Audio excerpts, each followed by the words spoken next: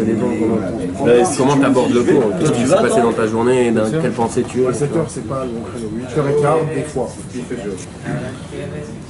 Tov, mes amis. Refoua Shlema. De Nathan Nissim Ben Rachel. Nathan Nissim. Refoua Shlema. Amen. Moshe Ben Rivka. Refoua Shlema. Shmuel Ben Sarah. Shmuel Ben Sarah.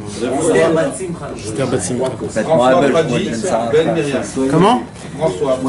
François Fradji Ben Myriam. Et tout l'homme Israël, que Dieu ait pitié de nous. Sans docteur et sans guérison. Ça veut dire sans docteur et sans refoua, sans médicaments. Lola Simcha Bat Naomi. Lola Simcha Bat Naomi. Mais vous savez, messieurs, il y a une Torah de l'écouté Moran, je ne vous apprends pas, mon cher frère. Mais la Torah 1 du Tignana, des Emet, elle est explosive. Elle est pour la maladie. Rien que tu la lis, elle te guérit. C'est un truc de malade. Pour les malades. Non, mais c'est pour les malades. C'est surtout pour les malades de la maladie. De toutes les maladies. C'est quoi? C'est des belles paroles de Rabbi. Bezrat Hashem, mes amis, ce soir, on va étudier avec l'aide de Dieu des paroles de Rabbi Nachman, la Sikha du Sichot Haran, Sikha 183, avec l'aide de Dieu. Pour comprendre cette Sikha du Sichot Haran, Bezrat Hashem, il faut donner une introduction qui est un peu importante à dire. Et pour cela, mes amis, on va essayer de aller très très loin dans le temps, dans le passé. Et on va essayer, Bezrat Hashem, essayer de se détacher, si on peut, de tout ce qui nous attrape dans ce monde. Si on peut. Parce que si on est attaché à ce monde-ci, même dans la volonté, je parle que dans la volonté, si on est attaché à ce monde-ci, c'est difficile des fois d'écouter les paroles de la Torah. La Torah, elle te dit quelque chose, t'as beau le dire, le répéter, l'étudier, le connaître parfaitement, mais tu ne vois pas vraiment le sens que Hachem voulait te parler. C'est comme quelqu'un qui regarde un film chinois sans aucune traduction. Le monsieur, il peut voir le film chinois 100 fois, il croit qu'il comprend, mais il ne comprend pas. C'est vrai ou faux? Maintenant, il peut te dire chaque seconde du film, il va te dire, lui, il est là, c'est lui le méchant. Mais en fait, si tu comprends ce qu'il y a écrit, tu vas tout comprendre l'inverse. C'est quoi ça? Il y a des gens qui peuvent étudier la Torah. Ils étudient la Torah, ils la connaissent par cœur. Ils la connaissent en long et en large, ils la connaissent tout comme il faut, ils savent te dire tout comme il faut. Mais peut-être tu n'as pas compris le sens. Peut-être c'est juste l'intonation que tu n'as pas compris. Peut-être l'intonation, elle doit être, au lieu de méchant, en gentil. Au lieu de donner des malédictions, en fait, il y a des brachot. Au lieu qu'il y a des choses qui te font peur, en fait, ça veut dire des autres choses. On ne sait pas, on ne connaît pas. Et malheureusement, c'est pour cela que la Torah, elle commence par bête. C'est quoi bête? Bereshit. Bereshit, c'est deux. C'est-à-dire quoi deux? Ça veut dire que tu entends un deuxième langage, pas le premier langage. Normalement, la Torah, elle devait commencer par Aleph, 1. Ce que Dieu il dit, c'est ce qu'il y a écrit. Mais qu'est-ce qu'il y a écrit dans les Télim? Il y a écrit Achat Elohim Diber, Shtaim Zu Shamati. Dieu il a parlé une fois, mais moi j'entends deux messages. Tout le temps comme ça. C'est Télim qui dit. Tout ce que Hachem il dit, nous on entend deux messages. Maintenant la question qu'il faut se poser, c'est quoi ces deux messages? Ils sont vrais, ils sont pas vrais, il y en a un qui est vrai, il y en a un qui est faux. C'est quoi? Alors la Torah en elle-même, elle te dit Bereshit, c'est quoi Bereshit? Bête. C'est quoi bête? Sache que ce que tu entends, t'entends deux choses, mais sache qu'il y a aussi une autre façon de regarder la Torah. C'est pour cela que les 10 commandements, ils commencent par la lettre Aleph, Anochi. Ça c'est 1. Parce que ça, tu entends les 10 paroles d'Akadosh Baruch Hu, ils ont été, parce que Anochi, c'est sorti de la bouche d'Hachem. Mamash. Et quand c'est sorti avec de la bouche d'Hachem, alors c'est les seules choses, les 10 commandements qui sont équivalents aux 10 paroles de la création du monde, que grâce à ça on peut entendre une parole qui est une. Mais toute la Torah en elle-même, toute la Torah, malheureusement, on a la possibilité de la comprendre de plusieurs façons. Maintenant, ce que nous, on voudrait, c'est d'essayer d'entendre la façon d'Hachem d'Hachem lui-même. C'est quoi vraiment, vraiment? C'est pour cela que, Béhémet, il y a ce qu'on, comme on appelle, plusieurs façons de regarder la Torah, plusieurs façons de regarder comment lire la Torah, comment apprendre. Alors, Bezrat Hachem, mes amis, on va commencer à parler depuis toute la création du monde. À la création du monde, Bereshit bara Elohim et Hashamayim ve et haaretz, v'haaretz hayta tohu vavohu v'choshech apnei tehom v'ruach Elohim merachefet al pnei hamayim. La Torah nous raconte comme quoi, au tout début, Akadosh Baruch Hu, il créa le ciel et la terre. Akadosh Baruch Hu, il a créé le ciel et la terre. Et depuis, mes amis, à la fin, dès qu'il termine de créer tout ce qu'il doit créer, les quatre éléments, le commencement de toutes les fondations possibles, Akadosh Baruch Hu crée le premier jour. Et à la fin, il y a écrit quoi? Il y a écrit Vayi Erev, Vayi Boker, Yom Echad. Il s'est passé une nuit, il y a une journée, et voici le premier jour. Quand la Torah, elle dit Vayi Erev, Vayi Boker, Yom Echad, ça veut dire que ce jour-là, qui a commencé depuis la création du monde jusqu'à le lendemain, c'est pas obligatoirement un jour de 24 heures. Parce que le soleil et la lune n'étaient pas encore là. Donc les jours n'étaient pas de 24 heures. Donc ça se peut que ce jour-là, le premier dimanche, c'était un jour qui était énormément long. Ça se peut que c'était des millénaires. Je sais pas. Et ça se peut que non aussi, hein. On ne sait pas. Mais on ne sait pas. Mais ce qui est sûr, c'est quoi? C'est que Hachem, il a fermé ce jour. C'est-à-dire, il y a un moment où il est venu, où Hachem, il a dit à ce jour, Vayi Erev, Vayi Boker, Yom Echad. Ça y est, jusqu'à aujourd'hui, c'est dimanche. Ça y est, maintenant c'est fini. Parce qu'avant, normalement, c'est quoi qui sépare le jour de la nuit? C'est le soleil. Quand il tourne autour de la Terre, alors de ça, on peut comprendre si c'est le jour ou la nuit. Mais... Alors maintenant... Alors c'est pour cela qu'on a besoin que Hachem, il dit Vayi Erev, Vayi Boker, Yom Echad. Ok. Le deuxième jour, Akadosh Baruch Hu, il commence à créer les autres choses. D'accord? À la fin du deuxième jour, qu'est-ce qu'il y a écrit dans la Torah? Vayi Erev, Vayi Boker, Yom Sheni. Ça y est, Akadosh Baruch Hu, il a créé tout ce qu'il a créé le deuxième jour. Et dès qu'il a créé tout le deuxième jour, c'est là où Akadosh Baruch Hu, il a fermé ce jour-là et il a dit maintenant, jusqu'à maintenant c'était Yom Rishon. Maintenant c'est Yom Sheni. Maintenant c'est lundi, un deuxième jour. Le troisième jour, pareil, Vayi Erev Vayi Boker, Yom Shlishi, Vayar Elohim Kitov, Veine, Vayi Erev Vayi Boker, Yom Shlishi. Pareil pour le troisième jour. Akadosh Baruch Hu, il a fait rentrer toute la création qu'il a créée le troisième jour, il a fait rentrer un maximum dans ce jour-là, le troisième jour. Alors, première question que je pose, pourquoi la Torah, elle doit nous décréter, comme quoi aujourd'hui c'est Yom Rishon, Yom Sheni, Yom Shlishi, Yom Revi, Yom Chamishi. Ben, ça va, on sait, tu peux dire, et le jour d'après, tu peux dire, le jour est terminé, et le jour d'après, Dieu a fait ça et ça et ça. Non. Vayi Erev, Vayi Boker, il y a eu le soir, il y a eu la nuit, et le quatrième jour est passé. Pourquoi Akadosh Baruch Hu doit répéter? Alors apparemment, on explique, mes amis, que à chaque fois qu'Akadosh Baruch Hu, il a commencé une création, la création qu'il a commencé à faire, le premier, le deuxième, le troisième, quatrième, cinquième, ce sont des créations qu'Akadosh Baruch Hu, il pouvait continuer, sans s'arrêter à créer, Mais il y a un moment où il faut savoir mettre la barrière. C'est quoi mettre la barrière? Ça veut dire qu'il n'y a plus de création. Aujourd'hui, on fait ça. Pas plus, pas moins. C'est ça qu'on fait, c'est ça qu'on va créer.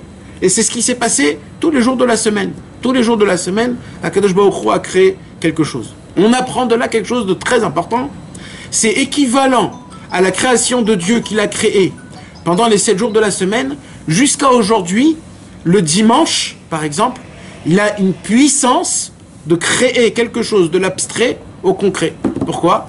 Parce que le dimanche, le premier jour, ça a été le commencement du jour où Akadosh Baruch Hu, il a fait sortir de l'abstrait au concret sa création. Donc, quand Hachem, il a décidé que le premier jour, qui est dimanche, Dieu a créé quelque chose, il a fait rentrer dans le monde cette puissance que tous les dimanches, il a une puissance spéciale de faire sortir des choses de l'abstrait au concret. Un homme, il a du potentiel. Du potentiel au réel. C'est un live, le télé du dimanche, c'est celui d'Aparnassa, je crois. Ouais, ça c'est après le Inyan d'Aparnassa. Mais bien sûr que c'est pareil, c'est tout le Inyan, ça continue. Mais c'est équivaut à tout ce qu'on dit tous les jours. Ayom Yom Rishon, Ayom Yom Sheni, Ayom Yom Shlishi. Quand on dit le Tehillim à la fin de la prière de Shacharit, il y a une explication de ça, bien sûr. Mais moi je suis pas encore là, moi je suis bien avant. C'est-à-dire quoi? Je t'explique là quoi? Que si maintenant on prend le Chumash Bereshit et on commence à voir qu'est-ce que Hachem il a créé tous les jours, en fonction de ça tu peux comprendre comment le monde il fonctionne. Et de là on peut voir des choses miraculeuses quand tu vas voir les jours des commencements de guerre, quand ils ont éclaté. Par rapport à ça tu peux voir combien de temps la guerre elle va tenir, c'est quoi la puissance de la guerre, si c'est une fausse guerre, si c'est une guerre qui va se terminer bien ou mal. Pourquoi? Parce que tout commence, il y a des heures spéciales. Le Midrash, il nous raconte qu'est-ce qui s'est passé d'heure en heure de la création du monde. Mamash, d'heure en heure. La première heure de la première création, Dieu, il a créé ça. La deuxième heure, il a fait ça. La troisième heure, il a fait ça. La quatrième heure, et comme ça, tous les 7 jours. Qu'est-ce que Akadosh Baruch Hu, il a fait d'heure en heure? Ça veut dire que tu peux même savoir, connaître, en fonction de comment Hachem, il a créé toutes les choses. Le 5e jour, et il vient le 6e jour, le jour où Dieu créa l'homme. Yom HaShishi, le jour où Akadosh Baruch Hu, il créa l'homme, et c'est là où Akadosh Baruch Hu, il a dit, maintenant que j'ai créé l'homme, toute la création du monde, elle est faite, et elle est parfaite, et Vayere Vayi Boker, Yom HaShishi. Après, on monte le 7e jour, samedi, Vayechulu Hashamayim ve'aretz vechol tzevam. Vayechal Elohim bayom hashvi'i melachto asher asa. Vayishbot bayom hashvi'i mikol melachto asher asa. Vayevarech Elohim et yom hashvi'i vayekadesh oto. Ki vo shavat mikol melachto asher bara Elohim la'asot. Il manque pas quelque chose là, mes amis? C'est vrai, Aranan. Non. Non. Il manque quoi là? Hein? Vayere, vayi boker, yom hashvi. Ah ouais.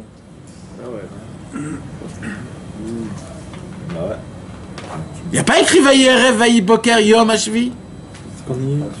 Il y a écrit Vayere, vayi boker, yom rishon, yom sheni, yom shlishi, yom revi, yom chamishi, yom shishi et Shabbat. Il n'y a pas. On a dit c'est quoi quand Hachem il dit Vayere, vayi boker? C'est au moment où Hachem il met une barrière et il dit c'est fini, maintenant c'était dimanche, c'était lundi, c'était mardi, c'était mercredi. Shabbat c'est Ensof. Mais c'est pas que c'est Ensof, mes amis, je suis en train de vous dire quelque chose de très grave.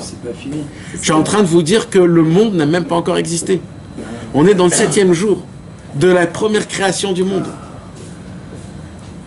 Ce jour-là de la création du monde ne s'est pas arrêté. Il ne s'est pas arrêté. Donc on apprend de la Torah elle-même. Vayere, vayi boker, yom hashvi. On vit dans un Shabbat qui fait 7000 ans. Le Shabbat d'Hachem. On vit dans une seule journée. Nous on croit que ça y est, les jours ils passent vite. Non, mes frères. Il y a un truc que vous n'avez pas compris. On a la création du monde, la mamache. Là, on a la création du monde. On est au 7e jour. Mais il y a encore des années à passer. Il y a encore des Yom HaShmini, Yom HaTshi, Yom HaSiri. Ça a un rapport avec le 7e mondial? Attends. Maintenant, mais vous comprenez là ce que je suis en train de vous dire là, mes amis, parce que là je vous dis pas c'est quelque chose. Là on apprend quelque chose qui est Alpitora. C'est Alpitora. Ça veut dire là c'est pas. Il y a un problème. Personne ne pose la question. Pourquoi ici à pas écrit Vayere, vayi boker, yom hashvi? Hein? Ça a été posé la question. Pourquoi elle a été posée la question? Personne n'a posé la question? Non. C'est Nathalie qui a répondu la première fois. Non. Non, moi je sais Nous, on n'est rien, nous. Non, mais ça veut dire. Elle a été Non, soulevée par le. la question, en vérité, la question a été soulevée. Mais maintenant, chacun il donne des explications en fonction de la Torah écrite. Pshuta, ça veut dire en fonction comme de la grammaire. Comme c'est la fin du jour, alors c'est pas la peine de dire Vayere, vayi boker. Parce qu'on dit Vayere, vayi boker que quand il y a eu une journée en plus. Alors il y en a qui ont expliqué d'une manière qui est simple, ça veut dire pour le pshat. Mais quand tu regardes, quand tu approfondis, et que tu étudies, que de base, il est fait pourquoi le Vayer et Vaï Boker? Vayer et Vaï Boker, il est fait pour que tu puisses illimiter. Non, limiter le jour. Ce jour-là, il se termine maintenant. Il est fait de temps et de temps et de temps. Normalement, quand tu dis un truc comme ça, alors apparemment, quand tu viens dans le Yom HaShvi, dans le Shabbat, et là-bas, il n'y a pas écrit Vayer et Vaï Boker, ça veut dire que Dieu n'a pas limité le 7e jour. Alors avant qu'on explique ça, je vais vous donner des explications simples, comment on voit que réellement le monde fonctionne autour de ça. Comment? C'est pour cela, mes amis, que aujourd'hui, le fonctionnement de comment on vit se fait toujours par 7. La semaine, elle est faite de 7 jours. C'est 7 jours. Le Inyan du numéro 7, c'est toujours le numéro de comment le monde fonctionne. Tout fonctionne, comme on dit, 7 sur 7. 7 sur 7, c'est-à-dire toute la semaine, ça veut dire... le Inyan de 7, c'est les 7 semaines qui font le Inyan de la Sphirata Omer. C'est les 7 ans de la Shemitah. C'est les 7 fois 7 de la Shemitah qui est le Yovel. Les 7 mondes qu'il y a dans le ciel. C'est les 7 sphirotes de ce monde-ci. Chesed, Gvura, Tiferet, Netzach, Hod, Yesod, Malchut. Il y a aussi 7 étages dans le Gehinom. On voit que ce numéro 7, il revient et il revient et il revient. Maintenant, écoutez bien mes amis ce que je vais vous dire. Le numéro 7 dans la Torah égale à quoi? À la nature, à la Teva. C'est quoi la nature? C'est des règles. Dans le monde, il y a des règles. C'est quoi le monde quand il y a des règles? C'est qu'il faut que tu dors. Si tu dors pas, tu peux mourir. Si tu manges pas, tu peux mourir. Il y a des règles. Il y a des règles. Tu peux pas faire ce que tu as envie. Si tu mets ta main dans le feu, il brûle ta main. C'est ça. Ça s'appelle le monde du 7. Ça, c'est comme ça. C'est la réalité. Pourquoi le 7? C'est ça qui fait de ça la nature. Parce que dans le Sefer Yetzira, il y a écrit toute une Mishnah en entière qui explique ça. Le Sefer Yetzira, il explique que dans ce monde, il y a 7 directions. Comment? Il y a à droite, à gauche, devant, derrière, en haut, en bas, et le globe en lui-même. Le global, c'est une direction? C'est une direction, ça veut dire c'est toute la façon de comment tu peux le regarder de toutes les manières. D'en haut, c'est des façons de comment tu regardes. Ça s'appelle une condition aussi. Donc il y a 7. Comme ce monde, il n'y a pas plus que 7. D'ailleurs, combien de notes de musique il y a dans le monde? Do, Ré, Mi, Fa, Sol, La, Si. Et après, on revient. Do. Donc il y a combien de notes? 7. Pareil pour les directions du monde, il y a 7. Il y a les 7 sagesses aussi.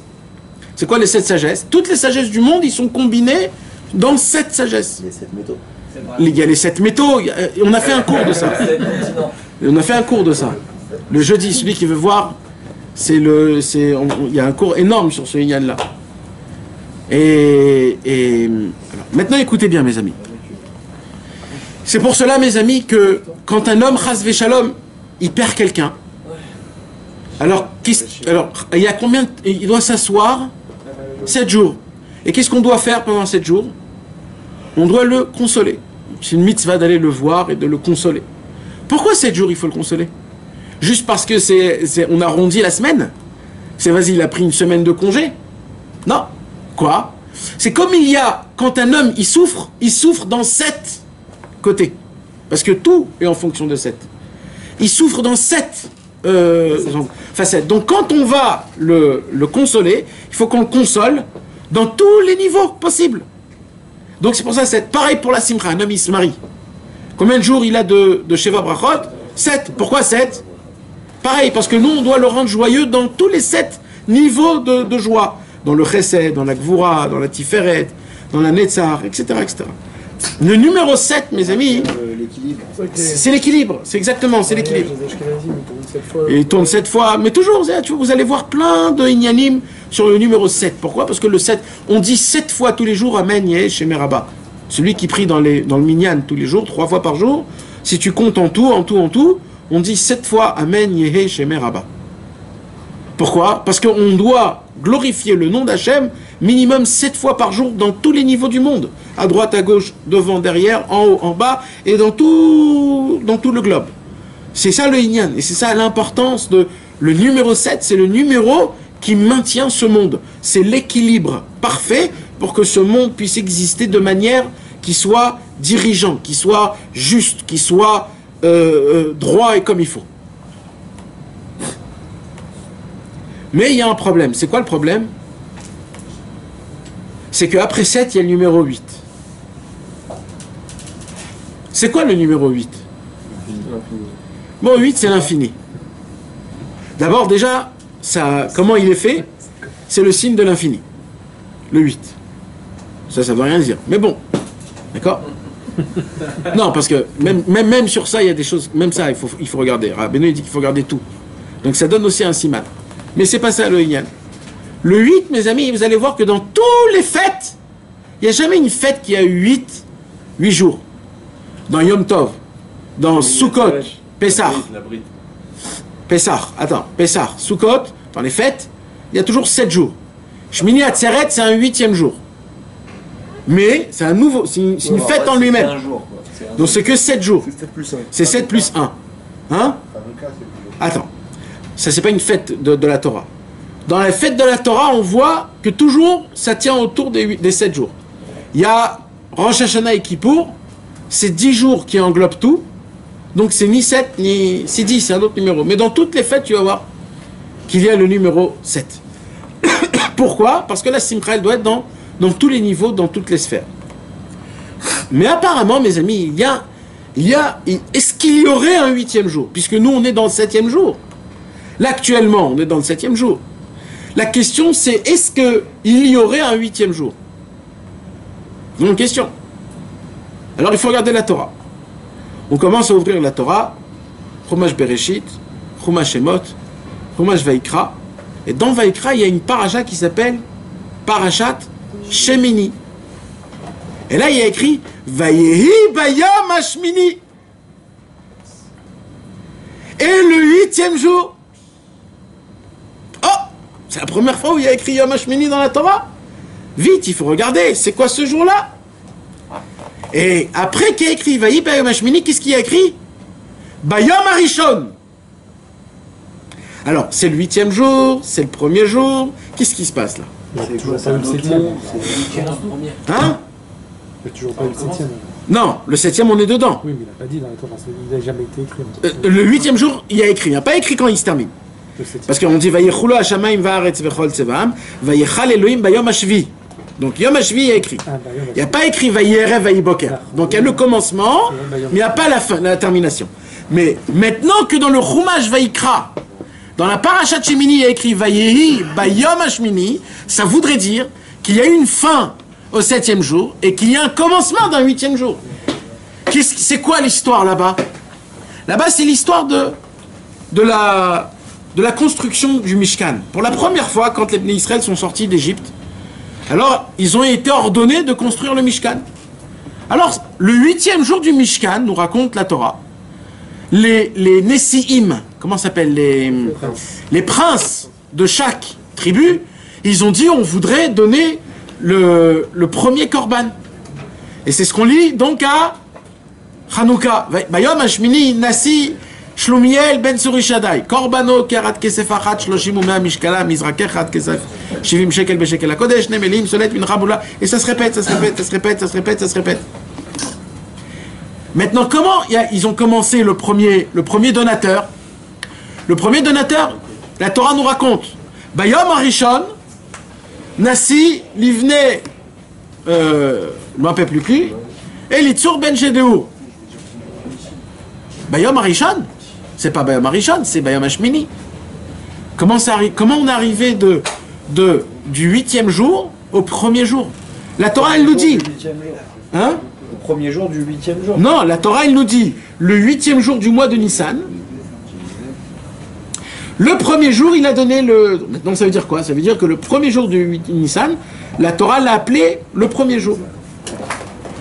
Alors, comment c'est possible? Comment on voit qu'il y a ce jeu-là qui bouge comme ça en temps? Alors, maintenant, mes amis, Pour comprendre ça, il faudrait voir quand on lit ça. C'est quand qu'on lit ça, la Kriyat Torah des Korbanot Anesim, où il y a écrit Bayom Arishon, Bayom Hashmini, Bayom Ashlishi, Bayom Harevi. C'est quand qu'on lit ça? On lit ça à Hanouka. Et à Hanouka, comme par hasard, c'est la seule fête où il y a 8 jours. C'est la seule fête. Et apparemment, il y a aussi un autre truc, quoi. La Brit Mila, Akadosh Baruch Hu, il nous demande de la faire quand? Le 8e jour.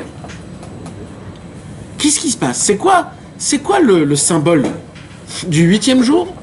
Maintenant qu'on a compris le 7e jour, c'est quoi le symbole? C'est l'infini. Déjà, c'est l'infini. Mais c'est quoi le symbole? C'est quoi le symbole que la Brit Mila, que Hanouka, que dans Vaï Bayom Hashmini, il y a écrit Bayom Arishon? C'est au-dessus de la nature. Alors, le 8, apparemment, L'alliance. alors, le 8, apparemment, c'est la vie au-dessus de la nature. C'est la vie au-dessus des lois de ce monde-ci. C'est quoi les lois de ce monde-ci? Les lois de ce monde-ci, c'est quand tu es fatigué, alors tu vas aller dormir. Mais le 8e jour, quelqu'un qui vit dans le 8e jour, ça veut dire d'après le symbole du numéro 8, lui, quand il est fatigué, il se dit « Ok, je suis fatigué, mais il faut que je fasse des choses qui sont importantes quand même, il faut que je continue. » Alors il va faire quoi? Il va casser la nature. Un homme qui est réveillé une nuit en entière, c'est contre la nature. Normalement, dans la nature, c'est d'aller dormir la nuit. D'accord? Un homme qui dort pas la nuit, qu'est-ce qu'il fait? Il casse la nature. Ce moment-là même, il vit où? Dans le 8e jour. Il n'est pas dans le 7e jour. Parce que dans le 7e jour, tu es fatigué, tu vas au lit. Maintenant, il y a des niveaux. Par exemple, quoi? Il y a un homme qui dit, il faut aller au travail. J'ai besoin de gagner 10 000, 15 000 shekels. Chacun, il a besoin de gagner ce qu'il a besoin de gagner. Alors, la personne, il fait le compte combien il a besoin de gagner. Il dit, maintenant, il faut que je travaille en fonction de ça. Et il va chercher sa fiche de paye. Il va travailler dur, il va travailler dur, il va travailler dur. Et là, qu'est-ce qui se passe? S'il arrive à gagner sa paye, qu'est-ce qu'il va se dire tout de suite? J'ai travaillé en fonction de mes compétences, donc j'ai gagné ma fiche de paye en fonction de mon travail. Alors, un homme qui vit dans le normal, dans un monde normal, il a raison. Mais maintenant, un homme qui vit au-dessus de la nature, ce qu'il vient de dire, c'est zéro. Parce que le 8e jour, c'est quoi? C'est au-dessus de la nature. Le 8e jour, il n'y a pas de... Si tu fais ça, il va arriver ça. Le 8e jour, il est au-dessus de l'espace et du temps. Le 8e jour, c'est l'esprit de la volonté. C'est l'esprit où on peut toujours revenir en arrière parce que je suis jamais allé en arrière. Le temps n'existe pas. Je peux toujours réparer.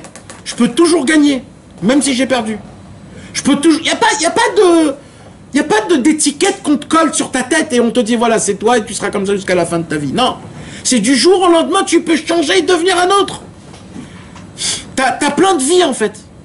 Le 8e jour, c'est t'as plein de force, t'as plein de vie. Et toi, t'es aussi lui. On est tous pareils. On fait un seul corps. Et on est tous, on a de la force. On est des gens qui... C'est pas comme Vaïerev, Vaïboka. Non, il n'y a pas. Parce que Vaï Bayom Hashmini, Bayom Arishon. Le 8e jour, c'est comme le premier jour. Il n'y a pas... Tous les jours se créent tout le temps. Toi-même, tu crées le ciel et la terre le premier jour, le deuxième jour, le troisième jour, tous les jours de ta vie. Pourquoi on dit que la vie d'un homme, c'est 70 ans, et s'il a de la force, 80 ans? Mais dis-moi, David, tu travailles dans une maison de retraite pour nous apprendre des choses comme ça? Que la vie, c'est... Oh, t'as vu un truc comme ça? 70 ans, 80 ans? 7 et 8. David Amelech, il dit, t'as deux options de vivre dans ta vie. Ou les 70, ou le 80. Tu veux vivre la vie banale, nature, où tu as des règles, et tu es obligé de fonctionner en fonction des règles. Que quand t'as pas de parnassa, t'es triste. Quand t'as un problème dans la santé, t'es béyéouche, t'es en désespoir. Quand ta femme elle est énervée contre toi, il n'y a rien à faire.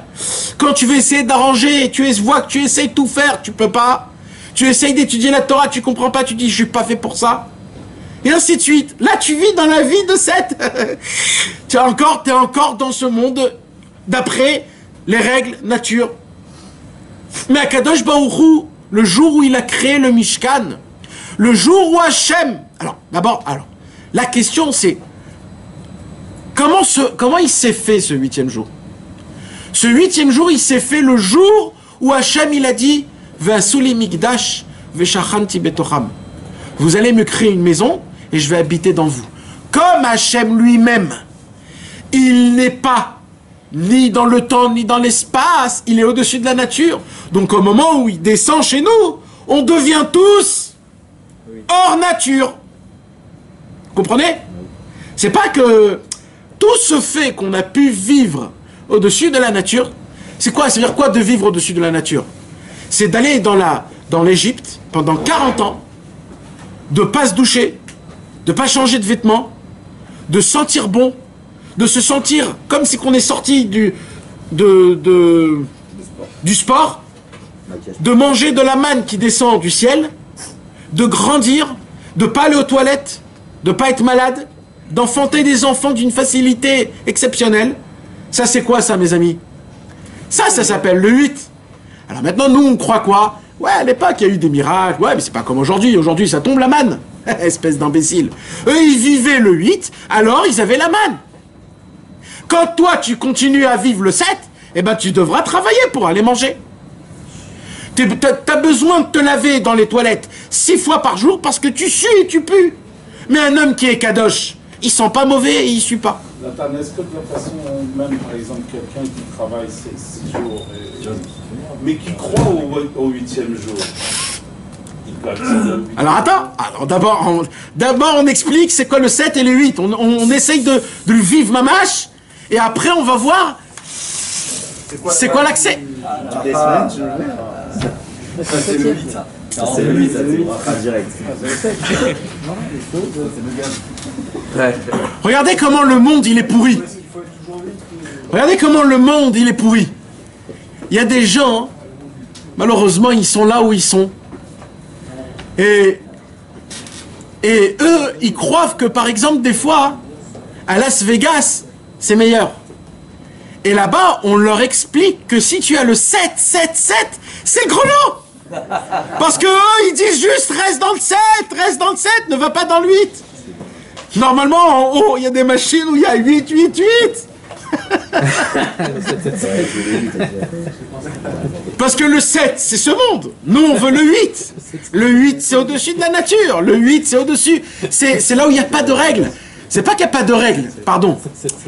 Partout, il y a des règles. Mais il n'y a pas de limite. Il n'y a pas de limite.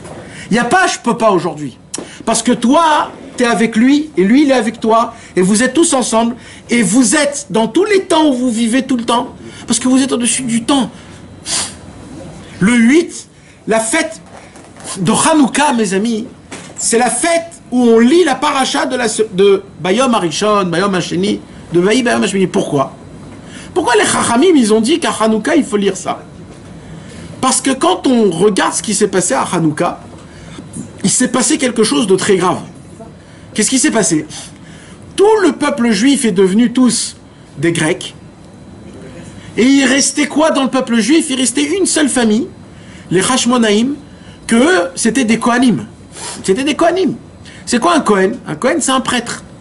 Les prêtres, mes amis, ils sont très pudiques, ils sont très fins, ils sont très maigres. Ils sont très spéciaux. C'est pas des soldats. D'accord? C'est pas des soldats. Ils sont des prêtres. Eux, ils donnent des sacrifices. Qu'est-ce qui s'est passé à Hanouka? Les Kohanim, que c'était des prêtres, eux, ils ont vu que tout le Ham Israël sont devenus des Grecs. Ils se sont dit, mais si on reste comme ça va être très grave. Alors qu'est-ce qu'il faudrait faire? Alors il s'est levé là-bas, Matityahu, et il a dit, j'ai une idée. Il a dit quoi? On va rentrer en guerre. Les enfants de Matityahu, ils ont dit, mais papa, ou Pépé, parce qu'il y avait aussi les petits-enfants, ils lui ont dit, dis-moi, mais c'est pas notre travail. On n'est pas la tribu de Yehuda. On n'est pas la tribu de Shimon et de Lévi, c'était des combattants. C'est leur travail à eux. Nous, on est les Kohanim.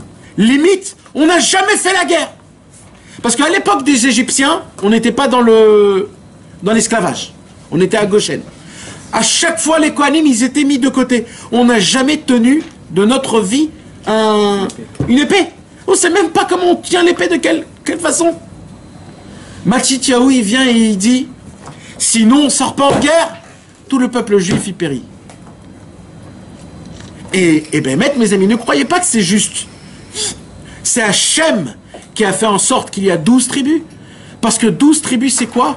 C'est chacun, il a sa puissance spéciale. Ça veut dire que dans tous les cas, jamais un Kohen peut rentrer en guerre. Jamais. C'est pas sa capacité. La capacité de la guerre, c'est Yehuda. C'est Shimon et Lévi. C'était Réhouven. Issachar, il sortait pas en guerre parce qu'il étudiait la Torah. Zevouloun, il sortait en guerre. Zevouloun, il donnait l'argent pour la guerre, pour tout ce qu'il fallait. Alors maintenant, quand le Kohen, il dit « je sors en guerre », tu peux pas. T'es un perdant, t'es un naze. Tu ne pourras pas. Mais Matityahu, il a dit quoi? Il a dit « je sors pas en guerre pour gagner la guerre. Je sors en guerre parce qu'il faut qu'il y ait quelqu'un qui fasse une guerre. Donc je vais pas là-bas pour gagner. Je vais là-bas parce qu'il faut qu'il y ait une guerre. Parce qu'on ne peut pas rester avec les mains dans les poches. Parce qu'on ne peut pas rester comme ça. Il faut sortir et combattre en sachant qu'on va mourir. Mais on meurt dans le combat. Pas là où on est resté, on a attendu qu'on vienne nous égorger. Non, on est sorti en combat. Et vous savez, quand Hachem il a vu ça, il a dit là il s'est passé quelque chose qui est contre nature. Contre nature. Alors si vous avez fait quelque chose contre nature, moi je vais faire avec vous quelque chose de contre nature. Ah bon? Quoi? La guerre s'est terminée. Ils ont gagné la guerre innaturale. Me'atim, les Adrabim, un minimum de personnes contre beaucoup, des centaines contre des milliers. Et Hachem, il a tout fait, tout le symbole de Hanouka, c'est quoi? C'est le contre-nature. Mais le plus beau de tout ça, c'est quoi? Le surnaturel, c'est quoi? C'est que le jour où la guerre, elle s'est arrêtée, ils veulent allumer la menorah. Ils ne trouvent pas de fiole. Ils trouvent sauf une fiole qui peut allumer une seule journée. Ils allument le... Alors, maintenant il y a une question. C'est quoi la question? Tu trouves une fiole qui peut être allumée une journée. Pourquoi tu l'allumes? Alors, maintenant, pour faire de l'huile, à l'époque, ça prenait 7 jours. Comme ça prenait. Alors, eux, ils ont trouvé une fiole pour une journée. Pourquoi tu allumes maintenant? T'attends la préparation pendant 7 jours et t'allumes le 7e jour. Moi, j'aurais attendu, j'aurais d'abord fait l'huile, et un jour avant qu'elle soit prête, j'allume la fiole déjà, pour que ça soit continue. Pourquoi allumer, laisser éteindre, et attendre 7 jours pour rallumer une deuxième fois? Vrai ou faux? Qu'est-ce qu'ils ont fait? Ils ont dit, nous, on allume maintenant. Pourquoi? Parce qu'ils ont dit, si on l'a trouvé maintenant, on l'allume maintenant. Demain, peut-être on en trouve une deuxième, contre nature. Peut-être qu'il va se passer quelque chose. Je ne sais pas ce qui va se passer demain. Pourquoi je vais penser dans une semaine, je vais faire quelque chose? Je l'ai trouvé maintenant, je peux le faire maintenant, je le fais. Hachem, il a dit, vous allez contre nature, dans la matérialité, dans la spiritualité. Eh bien, cette fiole va être allumée pendant 8 jours, pas 7 jours. Ça ne sera pas une fête normale de la nature, ça sera une fête du 8. Les Hashmonaïm. Hashmonaïm, c'est Shmoné. Hashmonaïm. Ouais, il y a Shmoné aussi. Il y a fait. Chet. Exact. Chazak. Voilà, c'est pas des choses stables. Alors maintenant, mes amis, on parle de Hanouka comme si c'est Hanouka. Mais pourquoi on parle de ça? Pareil pour la Brit Mila, mes amis. Pourquoi la Brit Mila, Hachem, il nous demande de le faire le 8e jour? Fais le 7e jour, comme on a l'habitude. Alors qu'est-ce qu'il dit Hachem? Hachem, il dit, je vais faire montrer à toutes les nations du monde comment mon peuple à moi, il arrive à faire quelque chose qui est au-dessus de la nature. Quoi?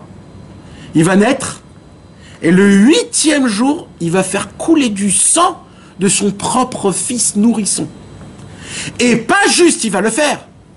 Il va le faire dans un oulam.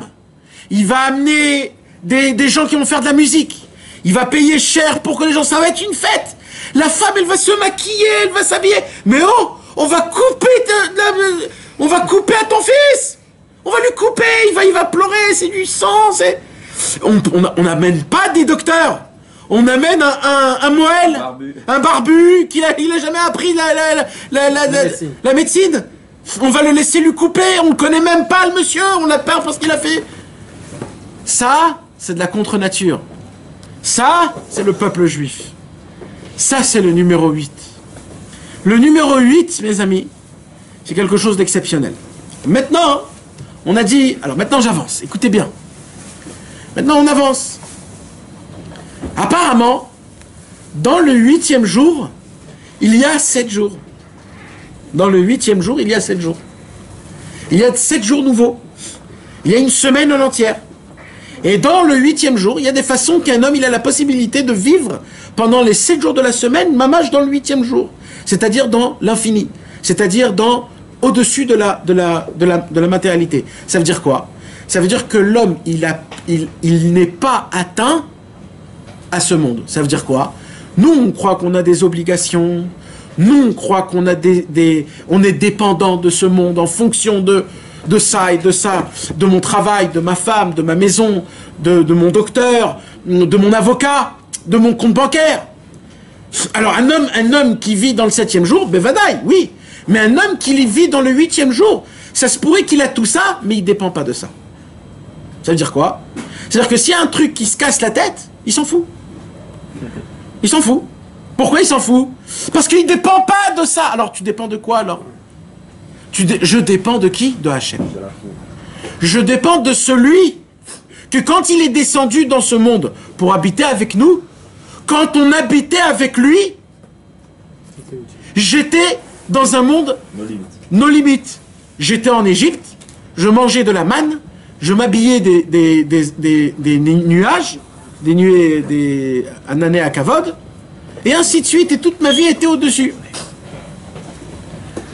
Alors de là, on apprend, mes amis, la puissance et la grandeur de ce que c'est de vivre le 8e et le 7e jour. Dans quel jour tu vis? Chaque homme, quand il descend dans ce monde, il descend dans le 7e jour. Parce que le 7e jour n'est pas terminé. Comme le 7e jour n'est pas terminé, donc automatiquement, quand un homme il descend dans ce monde, il descend dans le monde normal. Dans le monde où il y a des barrières, où tu es obligé d'aller au travail, tu es obligé de manger, tu es obligé de dormir, tu es obligé de t'habiller, d'aller aux toilettes. Pourquoi? Parce que c'est ce monde. Maintenant, Kadosh Baruch Hu, il dit, moi, c'est quoi que je veux? Moi, je veux que tu vis dans ce monde, parce que c'est moi qui t'ai mis dans ce monde. Et je veux que tu comprennes que dans ce monde-ci, il y a moi qui dirige. Comment? Ça veut dire quoi? Ça veut dire que si des fois tu vois que les règles de ce monde ne s'accordent pas avec ta vie, n'aie pas peur. Pourquoi? Parce que moi, je suis là. Aie confiance en moi. Parle-moi. Raconte-moi tes problèmes. Et en fonction de comment tu vas vivre, attaché à moi, pas dépendant de ce monde, comme ça tu seras indépendant de ce monde. Est-ce que vous comprenez? Bien fait. Ça a été quand? Un des jours les plus malheureux du peuple juif. Tisha B'Av. Tisha B'Av, il s'est passé quoi? La destruction du premier temple, la destruction du deuxième temple, l'envoyé des Meraglim, les explorateurs, la Bechia, le pleur que les Bnei Israël, ils ont pleuré. Ce jour-là, en se disant, oh là là, dans quel endroit on nous amène? Le jour où il y a eu le Girouche Sfarad, l'inquisition, la reine Élisabeth, qui nous a, c'est le même jour, Tisha B'Av, qui nous a renvoyés de l'Espagne, et un an plus tard au Portugal, et de là est devenu malheureusement, où tout le Ham Israël, il s'est éparpillé dans tout le monde, dans le globe, et jusqu'à aujourd'hui on est là où on est, et chacun il souffre là où il souffre, et ça fait 2000 ans qu'on s'assoit par terre et on pleure le Beth Amikdash. Pourquoi? La réalité Béhémet, mes amis, c'est quoi? D'après notre explication, c'est quoi? Ça a été quoi la raison pour laquelle on a la possibilité de vivre le 8e jour, c'est le jour où Hachem a dit « Faites-moi un Mishkan et je vais habiter chez vous. » Ve'asuli migdash ve'shachanti betocham. Vous allez me créer une maison et je vais habiter chez vous. Au moment où Hachem est venu descendre habiter chez nous, c'est là où il y a écrit Bayom Hashmini, c'est là où tout le peuple juif il avait la possibilité de pouvoir sortir du monde du 7 et de vivre dans le monde du 8. Donc apparemment ça voudrait dire que quand le Beth Amikdash il est détruit, on revient dans le 7, on ne peut plus vivre dans le 8. Non, Betocham. Oui, mais après c'est que. Mais quand il est plus, il est plus. Mais Betocham, t'as le 8. Mais non. Nous, t'as dit, il est descendu tout à l'heure. Il était. Quand il y avait une maison. Maintenant qu'il n'y a plus de maison, je peux plus descendre dans vous. T'as une maison pour Hachem Idbarach? On n'a pas de maison pour Hachem Idbarach. Le Beth Amikdash il est plus. J'habite chez lui. Mais maintenant il est détruit. Où il est? Hachem, où il est? Alors Hachem il est où? Il est remonté en haut.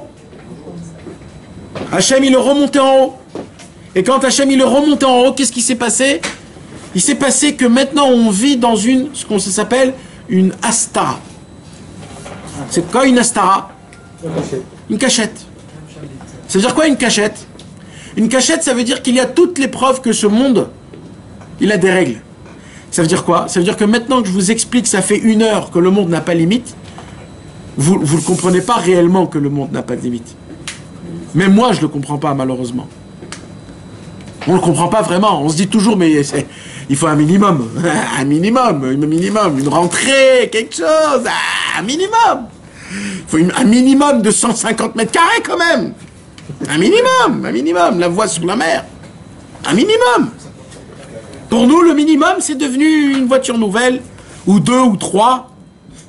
C'est devenu tellement de choses. Et le problème, c'est quoi? C'est que comme on est dépendant de ce que notre corps et de ce qu'on voit chez les autres, alors on se dit par rapport aux autres, ah combien je suis malheureux, combien je souffre. Ah bon, tu souffres pourquoi? J'ai gagné que 10 000 aujourd'hui, que 10 000, l'autre il a fait 30 000. Et lui il roule dans une voiture comme ça, et moi je suis comme ça, et lui il est pas comme ça, et les enfants de mon copain il est meilleur, et moi mes enfants ils sont nuls. Et ainsi de suite, et il se blâme. Et quand il rentre chez lui, c'est sa femme qui l'aide à se blâmer, et les deux ils se blâment, et les enfants ils se blâment tous en même temps, et voilà une belle famille qui ont tout et qui râlent de tout. Eh mes amis, on est tous comme ça, hein. Ne croyez pas que je parle de quelqu'un, on est tous comme ça. Et si on ne le fait pas ouvertement, on le fait dans notre tête. Quand on voit quelqu'un qui réussit, quand on voit quelqu'un qui a... Toi, ça fait 1 mois que tu essayes, l'autre, le premier jour, il a déjà tout gagné. Dans ta tête, tu dis, c'est pas possible. Mais c'est pas possible. Ça s'appelle la Astara. Ça s'appelle tu vis dans le 7. Ça s'appelle tu crois qu'il y a des règles. Et en fonction des règles, tu crois que ça fonctionne de cette manière. Mais ce qu'on t'apprend, c'est que c'est pas du tout comme ça. Alors c'est quoi? Il y a des autres choses qui se passent, des autres choses. Le monde du 8, c'est de vivre en parallèle. C'est-à-dire quoi de vivre en parallèle? Vous connaissez les sphères, mes amis? Les sphères, c'est quoi? C'est une théorie, mes amis, qu'aujourd'hui les scientifiques y donnent. Mais dans la Torah, elle a existé déjà des millénaires. Le Zohar HaKadosh, Rabbi Shimon Bar Yochai, il nous dit des choses énormes. Rabbi Pinchas de Koritz, il écrit dans le livre Imre Pinchas, dans Parashat Bereshit, il dit, il faut que vous sachiez quelque chose, quoi? Il dit, quelque part dans le monde, dans une sphère, Hachem, il dit, Vayerev vayiboker yom echad. Dans une autre sphère, Hachem, il a créé le dimanche, et il dit, aujourd'hui, c'est yom echad. Et il dit, dans une autre sphère, Dieu, il dévoile la Torah sur le mont Sinaï. À Moshe Rabbeinu, à tout l'âme Israël, maintenant, là, tout de suite, maintenant. Il y a des choses qui se passent maintenant. Alors toi, tu te dis, mais où? Dans ce monde, en dehors du monde. Mais tu ne peux pas comprendre parce que tu es dans le monde du 7. Tu n'es pas dans le monde du 8. Quand tu es dans le monde du 8, tu n'as plus besoin de ça. Parce que dès que tu veux Moshe Rabbeinu, il est là. Dès que tu veux Rabbi Nachman, il est là. Tu peux entendre de sa bouche la Torah. Tu peux entendre de la bouche de Moshe Rabbeinu la Torah. Parce que tu es dans le monde du 8. Le 8, tout est en même temps, tout est ensemble. Tu es au-dessus de tout. Maintenant, mes amis, il se passe comment? D'après ce qu'on a expliqué. D'après ce qu'on a expliqué, que le monde du 7, c'est quoi? C'est les 7 sphirotes. c'est en fonction de comment le monde il est fait par rapport à tous les endroits, etc. Chesed Gvura Tiferet, Netzach Hod Yesod Malchut. Alors apparemment, il faudrait essayer de se poser la question, c'est quoi le 8? Alors si on fait le compte, que les 7 sphirotes, c'est Chesed Gvura Tiferet, Netzach Hod Yesod Malchut, donc de là, la 8e sphira, c'est la sphira de Bina. Keter, Chorma, Bina. Donc la 8e sphira, c'est la Bina. Donc la Bina, elle a en elle la puissance qui est au-dessus des limites. D'accord? De là, on apprend quelque chose qui est très très problématique. Quoi? Moi, je comprends pas c'est quoi la Teshuvah. Dieu, il a donné des règles. Dieu, il a donné 613 mitzvot. Tu les fais pas, tu t'en prends, mon frère. Tu t'en prends. Comment tu te laisses aller? Dieu, il t'a tout donné. Tu dois t'en prendre à droite et à gauche. On doit te casser la tête. Dieu, il t'a donné tout. Il t'a dit, je te donne tout gratuitement. Je te demande juste 613 mitzvot. La moitié, tu peux même pas les appliquer parce qu'il n'y a pas de Beth Amikdash. Il n'y en a pas beaucoup. Il n'y en a pas beaucoup. Qu'est-ce que je te demande? Qu'est-ce que je te demande? Faire Shabbat, Tefillin, donner le maaser, faire la tzedaka, aider les uns et les autres. Qu'est-ce que je te demande? Qu'est-ce que je te demande? Tu fais pas, t'en reçois, mon frère. Mais Akadosh Baruch Hu, il a créé quelque chose qui est controverse à toute la Torah. Quoi? Dieu, il vient, il dit, si tu enfreins la Torah, tu avoues devant moi que tu as enfreint la Torah. Tu demandes pardon, je te pardonne tout de suite. Hachem, c'est pas sérieux. Tu sais, c'est comme un mec qui joue au Monopoly avec toute la famille. Et d'un coup, il saute 10 cases. Et il tombe dans la case où il gagne 1 million.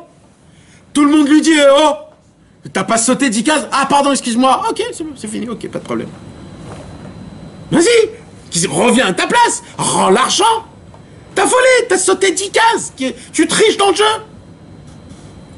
Hachem, la Teshuvah, quand tu me dis que ça existe, la Teshuvah, en fait, tu m'apprends quoi? Tu m'apprends que c'est pas sérieux, tes 613 mitzvot. Parce qu'au moment où tu les enfreins, tu demandes pardon, c'est fini. Akadosh Baruch Hu dit, vous avez tous raison. Mais ça, c'est dans le monde du 7. Dans le monde du 8, qui est la Bina, c'est de là-bas que j'ai créé la Teshuvah. La Teshuvah, je ne pourrais pas la créer dans le monde du 7. Parce que dans le monde du 7, il y a des règles. Dans le monde du 7, il faut que tu payes, mon frère. Tu as fait un chèque blanc, un chèque en bois, ben il faut que tu payes. Tu as volé, il faut que tu rendes. Dans le monde du 8, comme le temps n'existe pas, tu reviens avant le temps, comme si de rien n'était. Et quand tu demandes Tchouva à Hachem, tu dis Hachem, mais toi, tu es au-dessus du temps, tu es au-dessus de tout. Donc tu sais que Béhémet, maintenant que je regrette ce que j'ai fait, fais en sorte que c'était pas, et ça devient plus.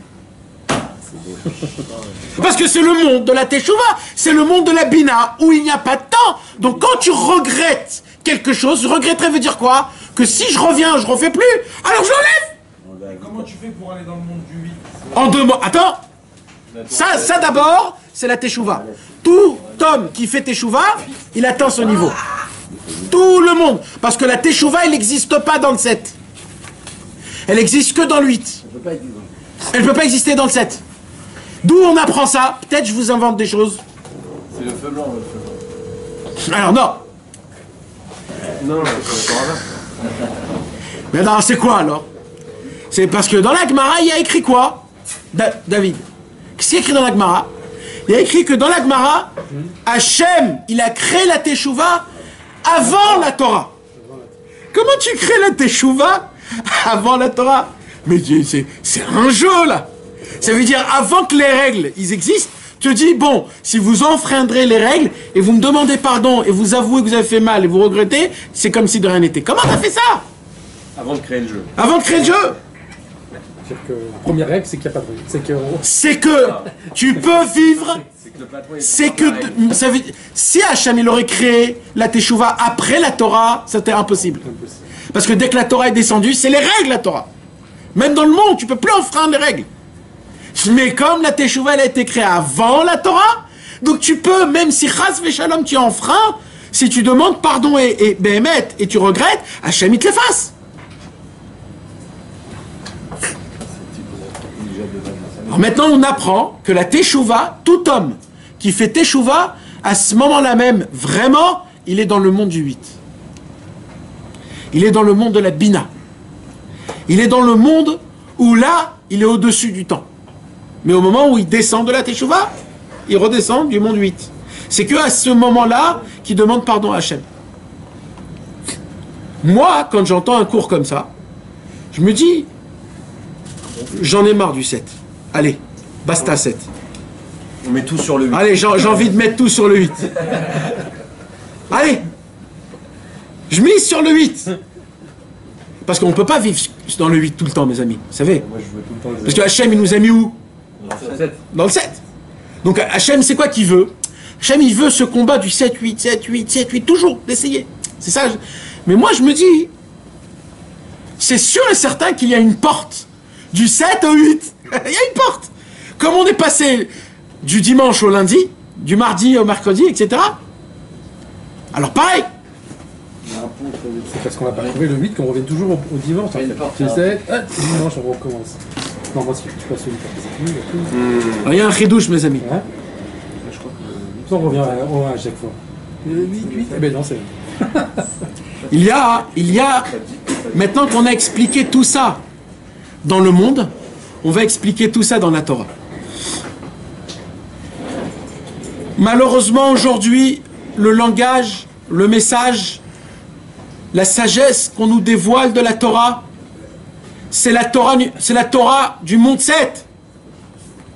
Mais peu de gens nous parlent le langage de la Torah numéro 8. Du monde du numéro 8. Peu de gens nous donnent ce message. C'est la Torah du Mashiach. C'est la Torah de tout début. Or Aganouz, la lumière que Kadosh Baruch Hu il a cachée.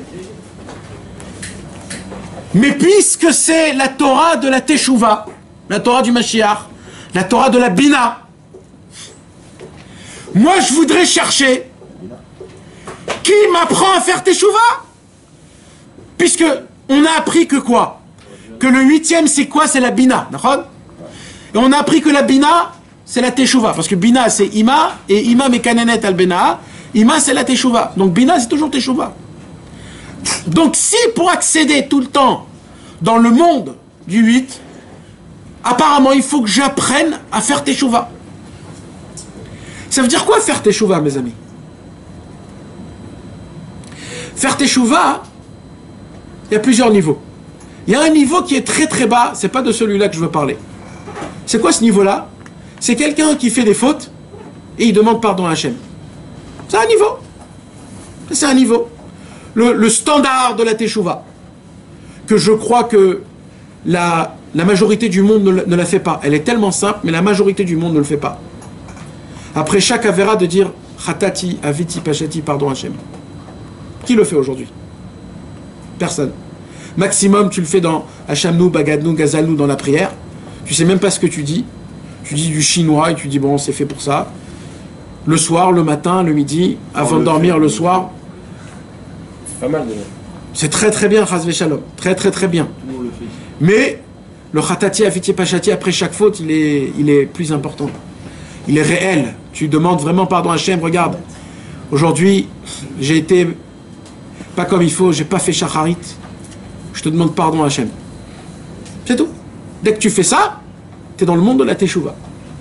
Hachem, il te pardonne tout de suite. Tout de suite. Tout de suite. C'est fini. Tu l'as dit, c'est fini. Maintenant, la question. Tu as dit aussi, pour te faire à moi, pour le moment. Nahon. Mais là, je parle pas de ça. Nahon, mais il y a ça aussi. Maintenant, si pour rentrer dans le monde du 8, je dois être dans la Teshuvah, de quelle Teshuvah on parle? Alors non, écoutez mes amis, il y a une autre sorte de Teshuvah. C'est quoi l'autre sorte de Teshuvah? C'est de vivre en mode Teshuvah. Il y a des gens qui disent ah mais moi j'ai fait Teshuvah moi. Ouais, il y a 15 ans j'ai fait Teshuvah moi. Ça fait 15 ans que tu as fait Teshuvah. Et aujourd'hui tu n'as pas fait Teshuvah ni hier ni avant-hier. Oh là là. Mais Teshuvah c'est tous les jours, c'est toutes les heures. teshuva. Il y a des gens qui croient qu'ils font teshuva. Alors pour eux, c'est quoi faire teshuva? C'est qu'en gros, ils font Shabbat, Tfilin, Tfila, etc. Alors Hachem, il dit Baruch Hachem, c'est très bien mon fils. Tu t'es rapproché comme il faut, etc. Mais pourquoi tu t'es arrêté? Pourquoi tu t'es arrêté? C'est comme un mec qui rentre dans une boîte, il gagne 1000 shekels, il a la possibilité de gagner 100 000, il se dit ouais, avec 1000 shekels, je suis bien. Non, mais tu peux gagner 100 000. Tout le monde continue, mais c'est juste qu'ils n'appellent pas ça faire tchouva al-tchouva. Non, je parle pas de tchouva al-tchouva. Non, je parle pas de tchouva al-tchouva. Je parle d'un autre truc, Ignan. Je parle maintenant pas d'évoluer. C'est-à-dire quoi d'avancer? D'avancer, c'est d'ouvrir les yeux sur ce que les choses où c'était fermé chez toi. Par exemple, toujours un homme, quand il veut faire teshuva, il regarde d'abord les grandes choses qu'il a fait de mal, les grands péchés. Ça, ça, ça.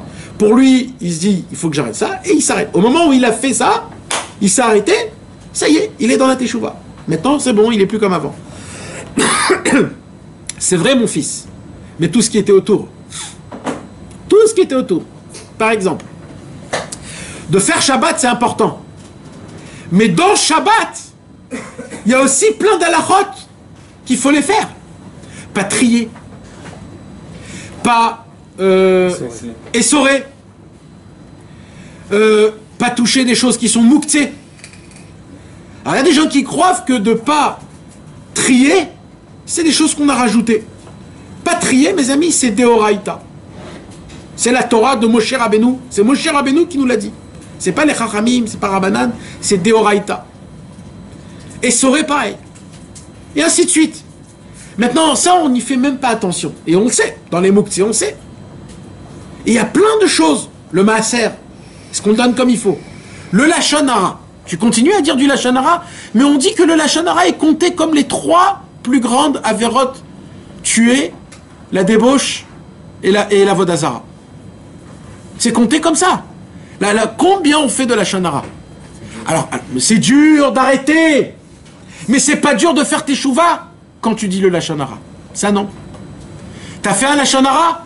Alors toi, qu'est-ce que tu te dis? C'est dur. Alors comme c'est dur, qu'est-ce que tu te dis? Nous tous. On se dit, bah, si c'est dur d'arrêter, je vais continuer à dire mon lachon hara normalement. Rabbeinu, il dit, pourquoi, imbécile? Continue à faire du lachon hara, ok? Mais fais teshuva après chaque fois. Après chaque fois, fais teshuva. Regrette. Regrette. Si t'arrives pas à arrêter, alors continue. Mais fais teshuva. Mais t'as compris ce que je veux dire? Parce que quand je dis aux gens d'arrêter, eux, ils continuent. Ils disent, j'arrive pas, alors je continue. Alors moi, je te dis, continue. Vas-y, tu veux? Continue. Sois un imbécile. C'est d'arrêter. Si t'arrives pas, fais teshuva. Mais fais teshuva. Mais le problème, c'est qu'on fait pas teshuva. Ça veut dire quoi de vivre en mode de teshuva? C'est d'être conscient. Est-ce que je donne du kavod à Hachem chaque minute de mon existence, oui ou non? C'est ça le mode teshuva. Mais ça veut dire quoi? Des fois, même de rien faire, c'est aussi du kavod de Hachem. Parce qu'à ce moment-là, tu peux faire une avéra. Alors c'est aussi du kavod Hachem. Mais c'est quand que ça devient du kavod Hachem? Quand tu y penses. Quand tu y penses pas, non. Le Noam Elimelech, il dit, un homme, un juif, il peut s'asseoir dans une chaise, ne rien faire, et à ce moment-là même, il meurt en Kiddush Hachem, comme Rabbi Akiva. Ah oui? Comment? Très simple. Tu t'imagines, tu es à la place de Rabbi Akiva, qu'on te dit prosterne-toi sur la croix, ou alors on te tue avec des mortifications atroces. Toi, dans ta tête, tu t'imagines, tu dis ok, je préfère, et tu t'imagines comment on te charcute. La pensée, c'est pas une action aussi. Eh bien, le Noam Elimelech, il dit que la pensée, c'est une action. On ne peut pas être yotzei des chovas d'une pensée à une action, mais quand tu penses une bonne pensée à Hachem, il est mechaven aussi que ce soit une action. Et il dit à ce moment-là même, les gens ils croient que tu t'assois, tu fais rien, mais tu es en train de mourir à Kiddush Hachem comme Rabbi Akiva. Pourquoi? Parce que dans ta tête, tu es là-bas. En haut, c'est compté. En haut, c'est compté comme si que tu l'as fait. Là où tu Le Baal Shem Tov, il a dit, de là où tu penses, c'est là où tu es. Quand tu es dans la Hamida et que tu penses à ton compte bancaire, tu es au compte bancaire, mon frère. Mais quand dans ton compte bancaire, tu es dans la Hamida, tu es dans la Hamida, tu es dans le Shem Yitbarach. Un homme, il peut venir à Ouman et lire ça et faire ça, mais dans sa tête, il est à Miami. Il pense quand il va aller à Miami. Et il y a des gens qui sont là, perdus, dans ce monde-ci, mais tout ce qu'ils veulent dans leur vie, c'est quoi? C'est que d'y aller à Ouman. Cet homme-là, il est à Ouman. Parce que là où tu es, c'est là où tu penses. Bien sûr. Qu'est-ce que vous croyez? Que c'est de la Vodazara? On a besoin de toucher Il faut aussi y aller. Ben, faut qu'il faut y aller. Mais tout est dans la pensée. C'est combien il faut de mérite d'aller à Ouman et d'être à Ouman dans ta pensée? C'est un mérite, il faut le demander d'Hachem. Alors la question, mes amis, c'est comment... La question, c'est maintenant que je comprends que le monde du 8, qui est la Bina et qui est la Teshuvah, la première chose que je dois chercher, c'est quoi? C'est quelqu'un qui m'apprenne à faire Teshuvah. Ça veut dire quoi, quelqu'un qui m'apprend à faire Teshuvah? Les amis, chacun, vous tous ici, vous devez tous vous poser cette question. De la façon de comment je me conduis envers Hachem, c'est pas bien. De comment avancer, je sais pas. Mais au moins de faire Teshuvah sur ce que j'ai déjà fait. Et tous, vous devez vous poser votre question. Tous! Comment? Qui peut m'apprendre à faire Teshuvah? Un homme qui ne se pose pas cette question, il peut ouvrir 100 fois le Likutei Moharan et il va rien comprendre. Un homme qui voyage à Ouman sans se poser la question, qui peut m'apprendre à faire Teshuvah? Si dans sa tête, il se pose pas cette question, pourquoi t'es venu alors? Mais il se pose pas la question, si Oman, c'est que c'est Rabbi Nachman. Oui, mais je parle du concept en lui-même. C'est quoi le concept en lui-même? C'est que, comment t'es arrivé à Rabbeinu? Parce que Rabbeinu, c'est le seul qui te donne la possibilité à t'apprendre à faire Teshuvah. Si tu arrives à Rabbeinu de cette manière, Rabbeinu, il sera pour toi bénéficiant énorme. Parce qu'il va te donner des réponses. Il va te donner... Parce que, je vais t'expliquer un truc. Vous savez, mes amis, il y a une différence, et là je vous parle vraiment scientifique, il y a une différence quand, par exemple, j'ouvre le livre Sirot Haran, mais parce que j'ai rien à faire. Alors j'ai rien à faire, j'ouvre le livre Sirot Haran, et j'ai allez, on va lire un petit truc, allez, on va lire un petit truc. Et on lit. Et j'ai entendu qu'il a dit comme ça, il a dit comme ça, il a dit comme ça, il a fait comme ça. Ah, c'est beau, hein, c'est sympa. Puis, oh là là, t'as vu, c'est beau, c'est bien. Voilà. Bon, Hachem, c'est très bien ce qu'il a fait. C'est très bien. Mais c'est pour ça qu'Rabbeinu est venu dans le monde. Pour ça. Pour que quand t'as rien à faire, tu ouvres et tu lis. Rabbeinu dit, moi je veux que quand tu ouvres mon livre, il y a quelque chose qui te gratte. Il y a quelque chose qui t'énerve. Il y a quelque chose qui te dit, je peux pas. J'ai besoin de quelque chose là. J'ai besoin d'une réponse. J'ai besoin qu'on m'apprenne. J'ai besoin qu'on me fasse montrer quelque chose de nouveau. J'ai besoin d'une réponse. Là, quand cet homme, il va ouvrir le livre, c'est pas pareil. Il va trouver des autres choses. Il va trouver des réponses. Si tu ouvres le livre, juste parce que tu veux entendre Rabbeinu Stam, parce que toi t'es bien, etc., ça sert à rien. Il y a écrit que, vous savez quand Mashiach il est né? À Tisha B'Av. Pourquoi Mashiach il est né à Tisha B'Av? Parce que pour découvrir une délivrance aussi grande comme le Mashiach, il faut descendre dans un endroit qui s'appelle Tisha B'Av. L'endroit qui est bas et qui est déprimant, qui est difficile.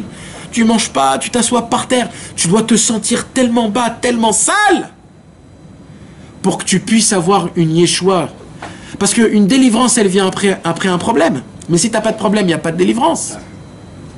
Donc nous, on fait Tisha B'Av, après on lit 7 semaines de condoléances. On a 7 semaines de réconfort. Mais ces réconforts, ils sont pour qui? Pour les gens qui ont besoin de Nechama, des gens qui ont besoin de consolation. C'est quoi la consolation, mes amis? C'est quoi une consolation? Tu peux consoler quelqu'un que son fils est mort. Alors pourquoi on appelle ça une consolation? C'est quoi une consolation? Une consolation, ça ne veut pas dire que je peux remplacer ton fils qui est mort, Chas v'Shalom. C'est pas ça qu'on dit. Alors qu'est-ce qu'on dit? On dit, la consolation en elle-même, elle est puissante. Elle est quoi? La vraie nechama, comme on appelle ça, la nechama, qui est la consolation. Elle te dit quoi? Elle te dit, tu sais, ce qui s'est passé, en fait, il y a un cheshbon, il y a Un compte. Il y a un compte spécial que Akadosh Baruch Hu a créé ce compte à la création du monde, que cette chose doit se passer parce que de cette chose il peut se passer que quelque chose de bien. C'est ça qu'on dit. C'est ça une nechama. C'est quoi une nechama? On vient, on lui dit, tu sais, la personne que tu as perdue, elle n'est pas perdue réellement. Elle vit en haut. Elle va prier pour toi en haut. Tu l'as perdue juste dans ce monde-ci. Mes amis, ça c'est humain ou c'est inhumain ça? C'est pas au-dessus de la maison. Mais c'est humain ou c'est pas humain? C'est pas humain. Non. Qu'est-ce que t'es en train de me dire là? Mais t'as pas honte de me dire un truc pareil? Mais vous voulez apprendre quelque chose? L'homme qui a perdu la perte, quand il entend des choses pareilles réellement, mes amis, ça le réconforte, ça. Et vous voulez savoir la preuve?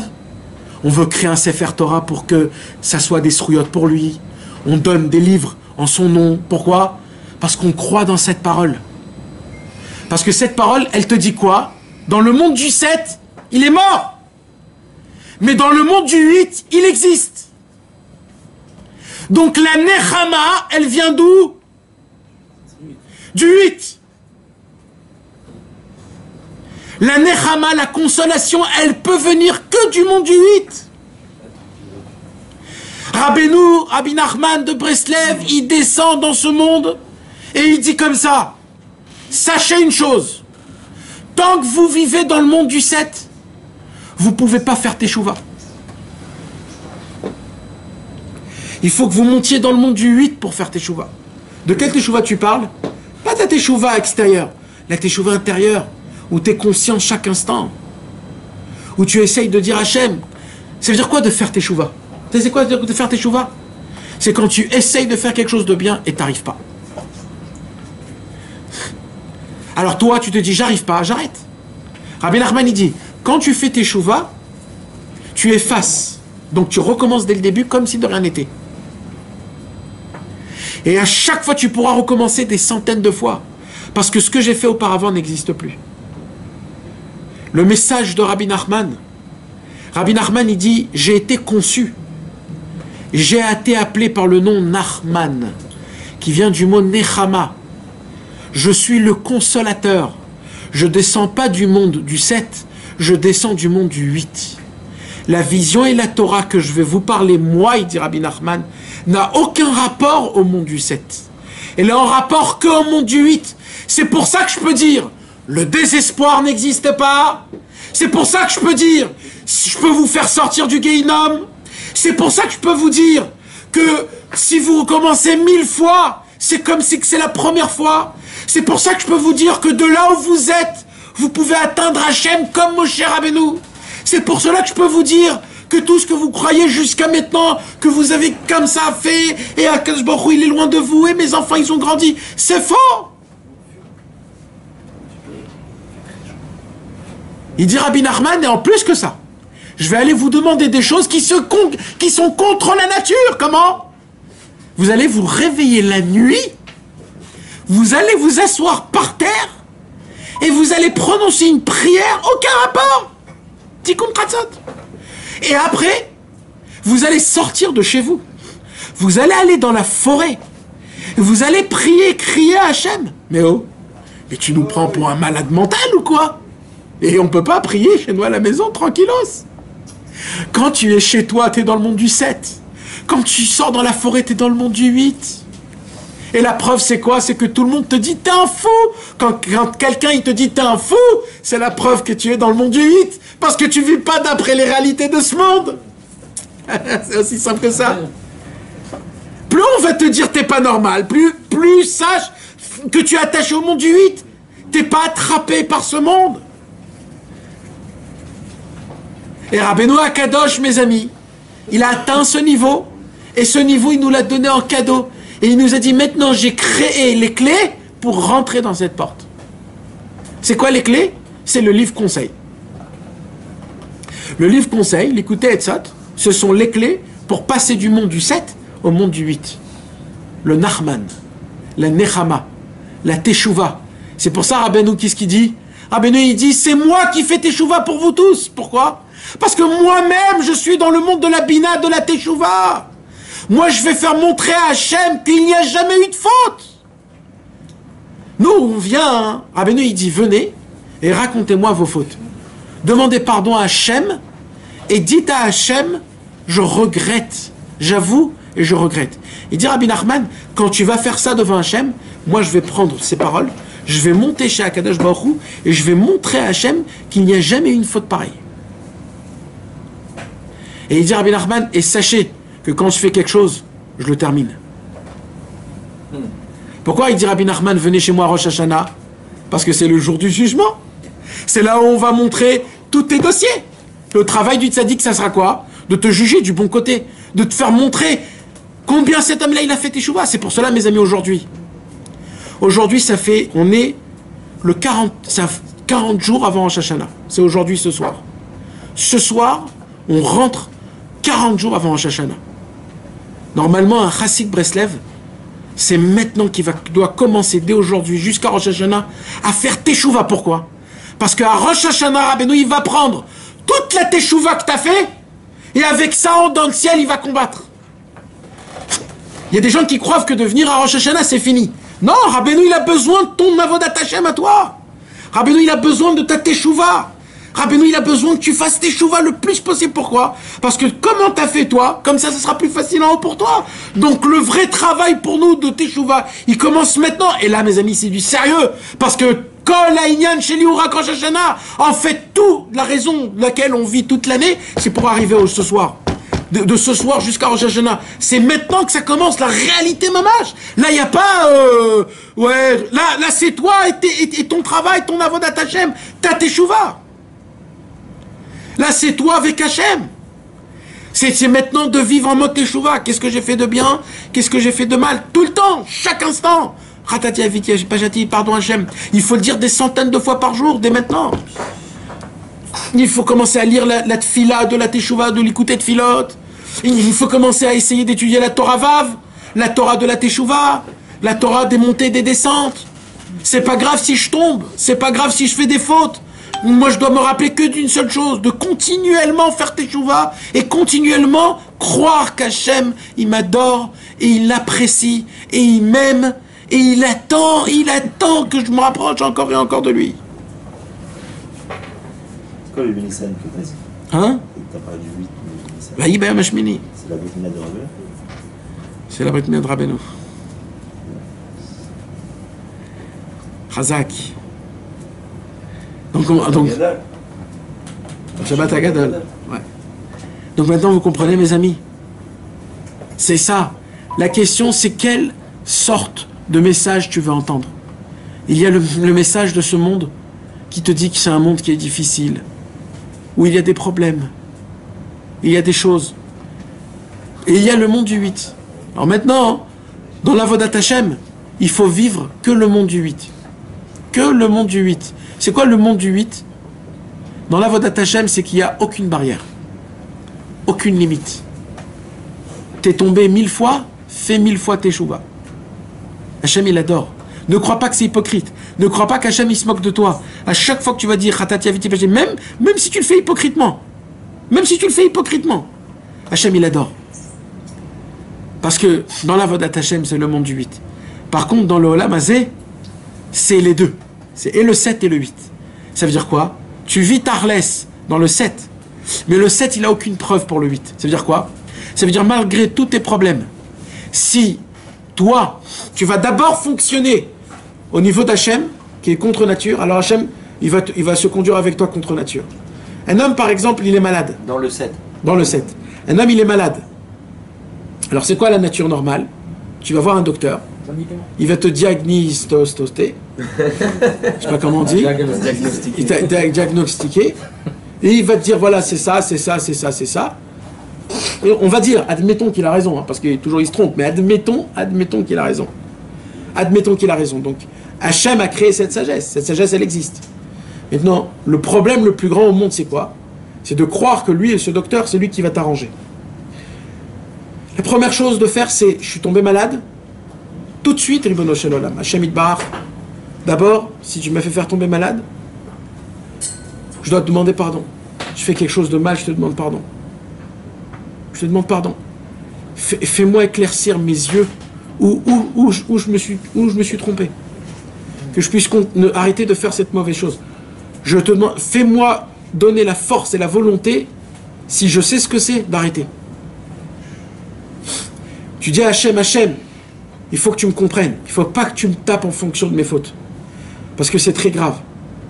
Hachem, aie pitié de moi, juste enlève-moi les problèmes et fais en sorte que le fait que je suis prêt à reprendre sur moi, que ça m'enlève mes... Après tu dis, maintenant Hachem Yitbarach, je dois aller là ou je dois aller ici chez ce docteur. Je sais que ce docteur, il n'est rien du tout. C'est un être humain. Il peut se tromper. Il peut se tromper complètement de diagnostic. Il peut complètement se tromper, même en sachant qu'est-ce qu'il faut faire, comment il faut le faire. Il peut se tromper, il peut se tromper. Il y a tellement de tromperies. Même les plus grands des plus grands docteurs.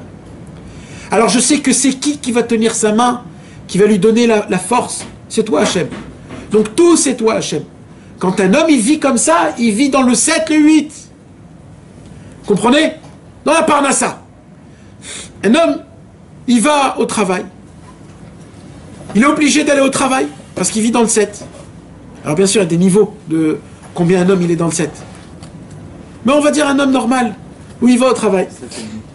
Et il voit qu'il a fait ce mois-ci pas tout ce qu'il faut.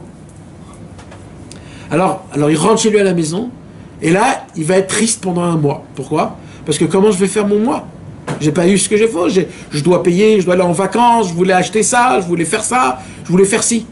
Akadosh Baruch Hu, il dit, comme ça mon fils il pense. Comme ça mon fils il est aussi petit de sa tête.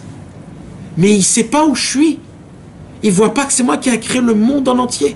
Des astres, des étoiles, des soleils, des planètes, des galaxies. J'ai créé tout ce qu'il y a dans ce monde. Et lui, il se tracasse. Comment il va aller en vacances parce qu'il n'a pas gagné ça. Hachem, il dit, si c'est dans ce monde qu'il vit, et qu'il continue à vivre dans ce monde. Par contre, un homme qui se dit, c'est pas grave. Moi, je suis sûr et certain que je vais avoir un cadeau. On va me proposer je pourrais aller là, je pourrais aller faire ça, je pourrais acheter ça. Et il garde sa simcha.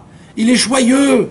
Il dit à sa femme, Baruch Hashem, on a gagné. Ça, c'est déjà bien. On est là, en Israël. C'est très bien. Merci Hashem pour le peu que tu m'as donné. Si tu m'as donné ça, c'est ce que j'ai besoin. Cet homme-là, Kadosh Baruch Hu va lui dire, c'est comme ça que tu vis. Tu es content quand normalement tu ne dois pas être content. Alors je vais te faire montrer comment ça marche. Ça s'appelle de vivre le 7 dans le 8. Mais ça, c'est que dans ce monde-ci. Dans le monde futur, dans la Vodat Hashem. Quand un homme maintenant, il veut servir Hashem, il veut se lever Chatzot, il veut faire Hitbo des doutes, il veut faire le mikvé. Pour ça, il faut jeter totalement le monde. Pour ça, il faut totalement jeter le monde.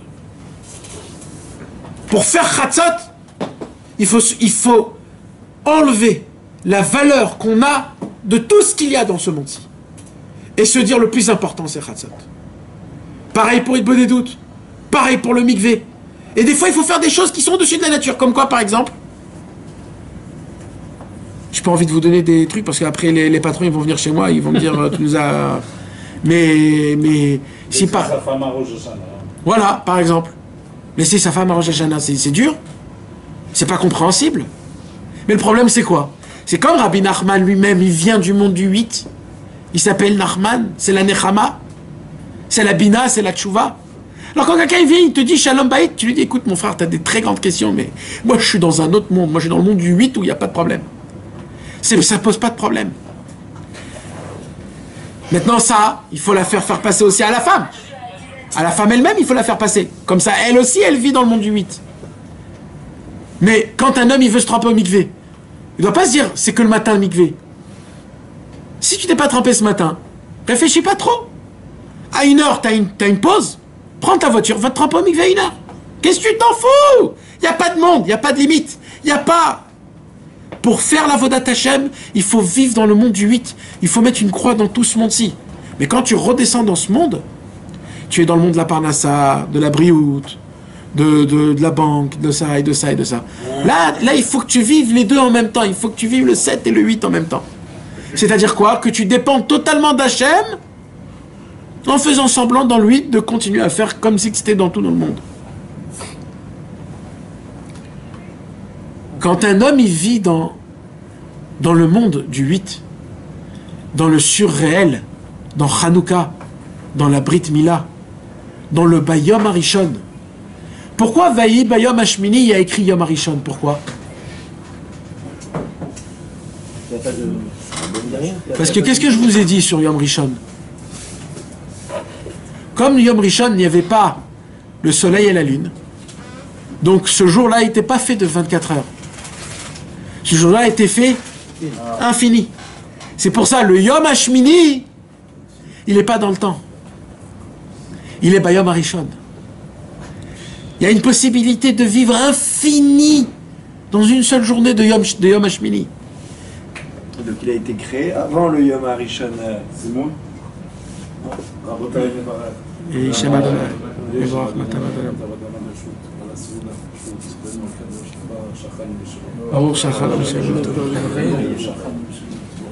Donc il y a une possibilité de vivre. Il est infini quand tu vis dans le monde du Yom Hashmini, il est infini.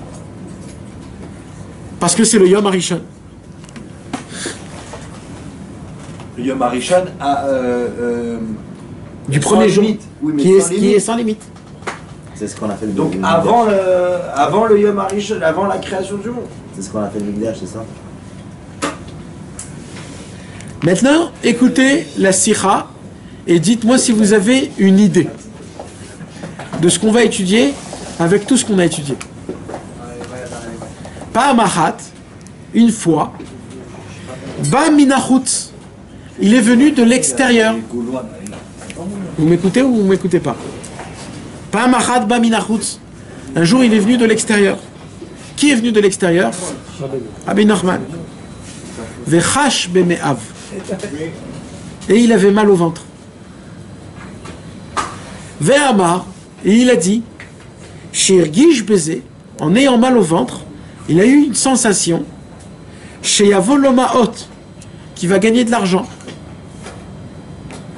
Rabbi Nachman, il a eu mal au ventre. Quand il a eu mal au ventre, on dit, ah, c'est-à-dire que je vais gagner de l'argent. Ve'a remez, comment il a dit ça? C'est quoi le remez?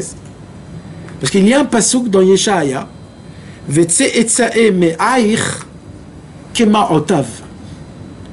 Le prophète Yeshaya, dans sa prophétie, il dit la parole de Dieu, que si vous allez m'écouter, et si vous allez appliquer Torah ou mitzvot, alors il dit plusieurs choses, et une des choses qu'il dit, c'est quoi? C'est comme une femme, elle peut enfanter plein d'enfants, Vetse etzae me'aich kema otav. De la même façon qu'un homme, il peut garder autant d'argent dans une poche.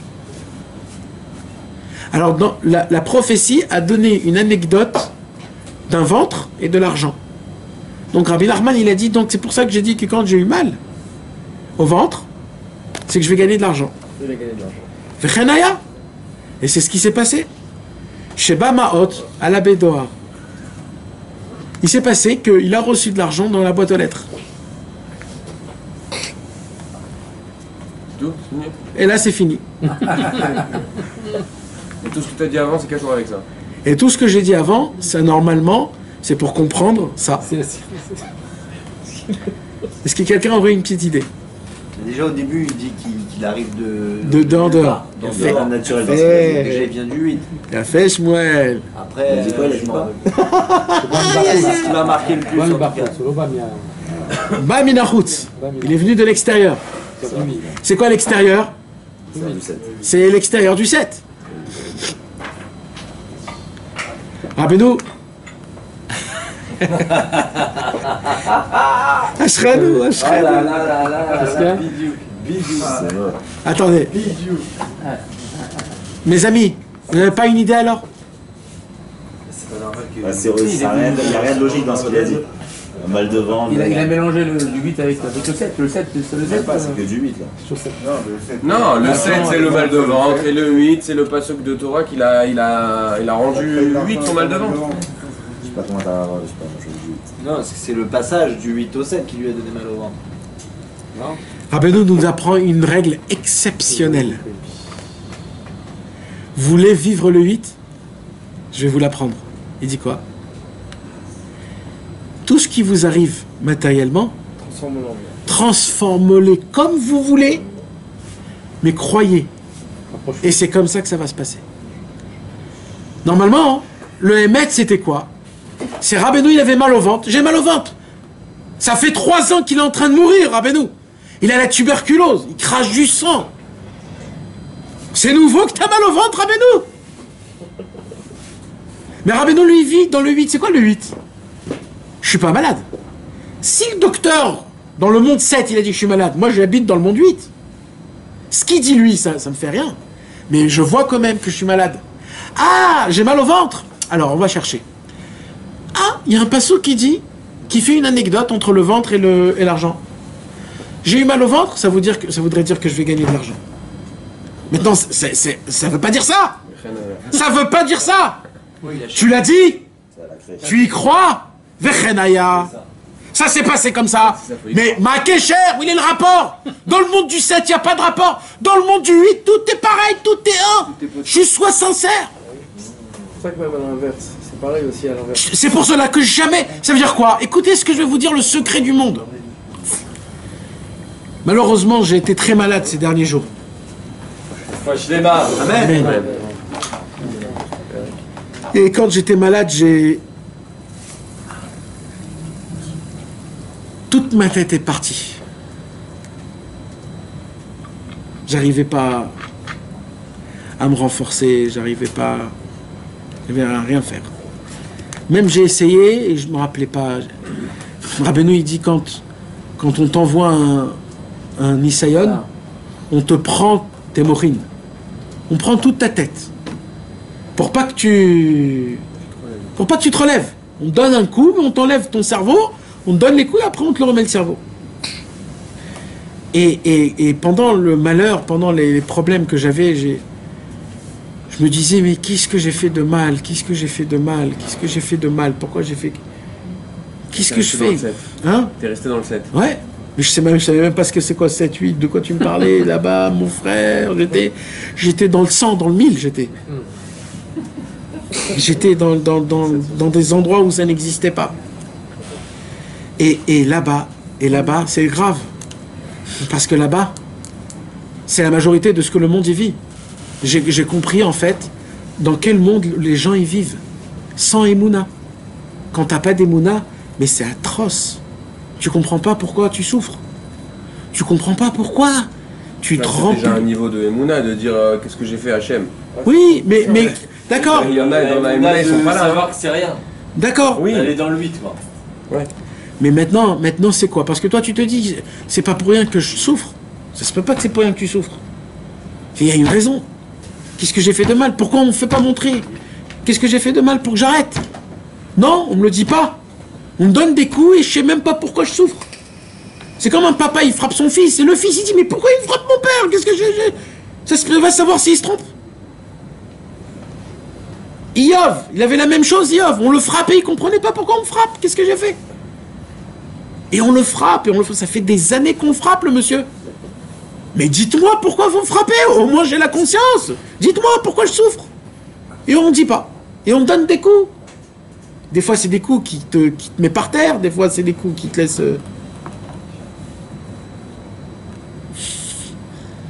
Et en fin de compte, tu vois tout naze. Tu vois tout naze. Tu vois pas Hachem. Tu te poses des questions. Tu es en désespoir. Tu n'as plus de force.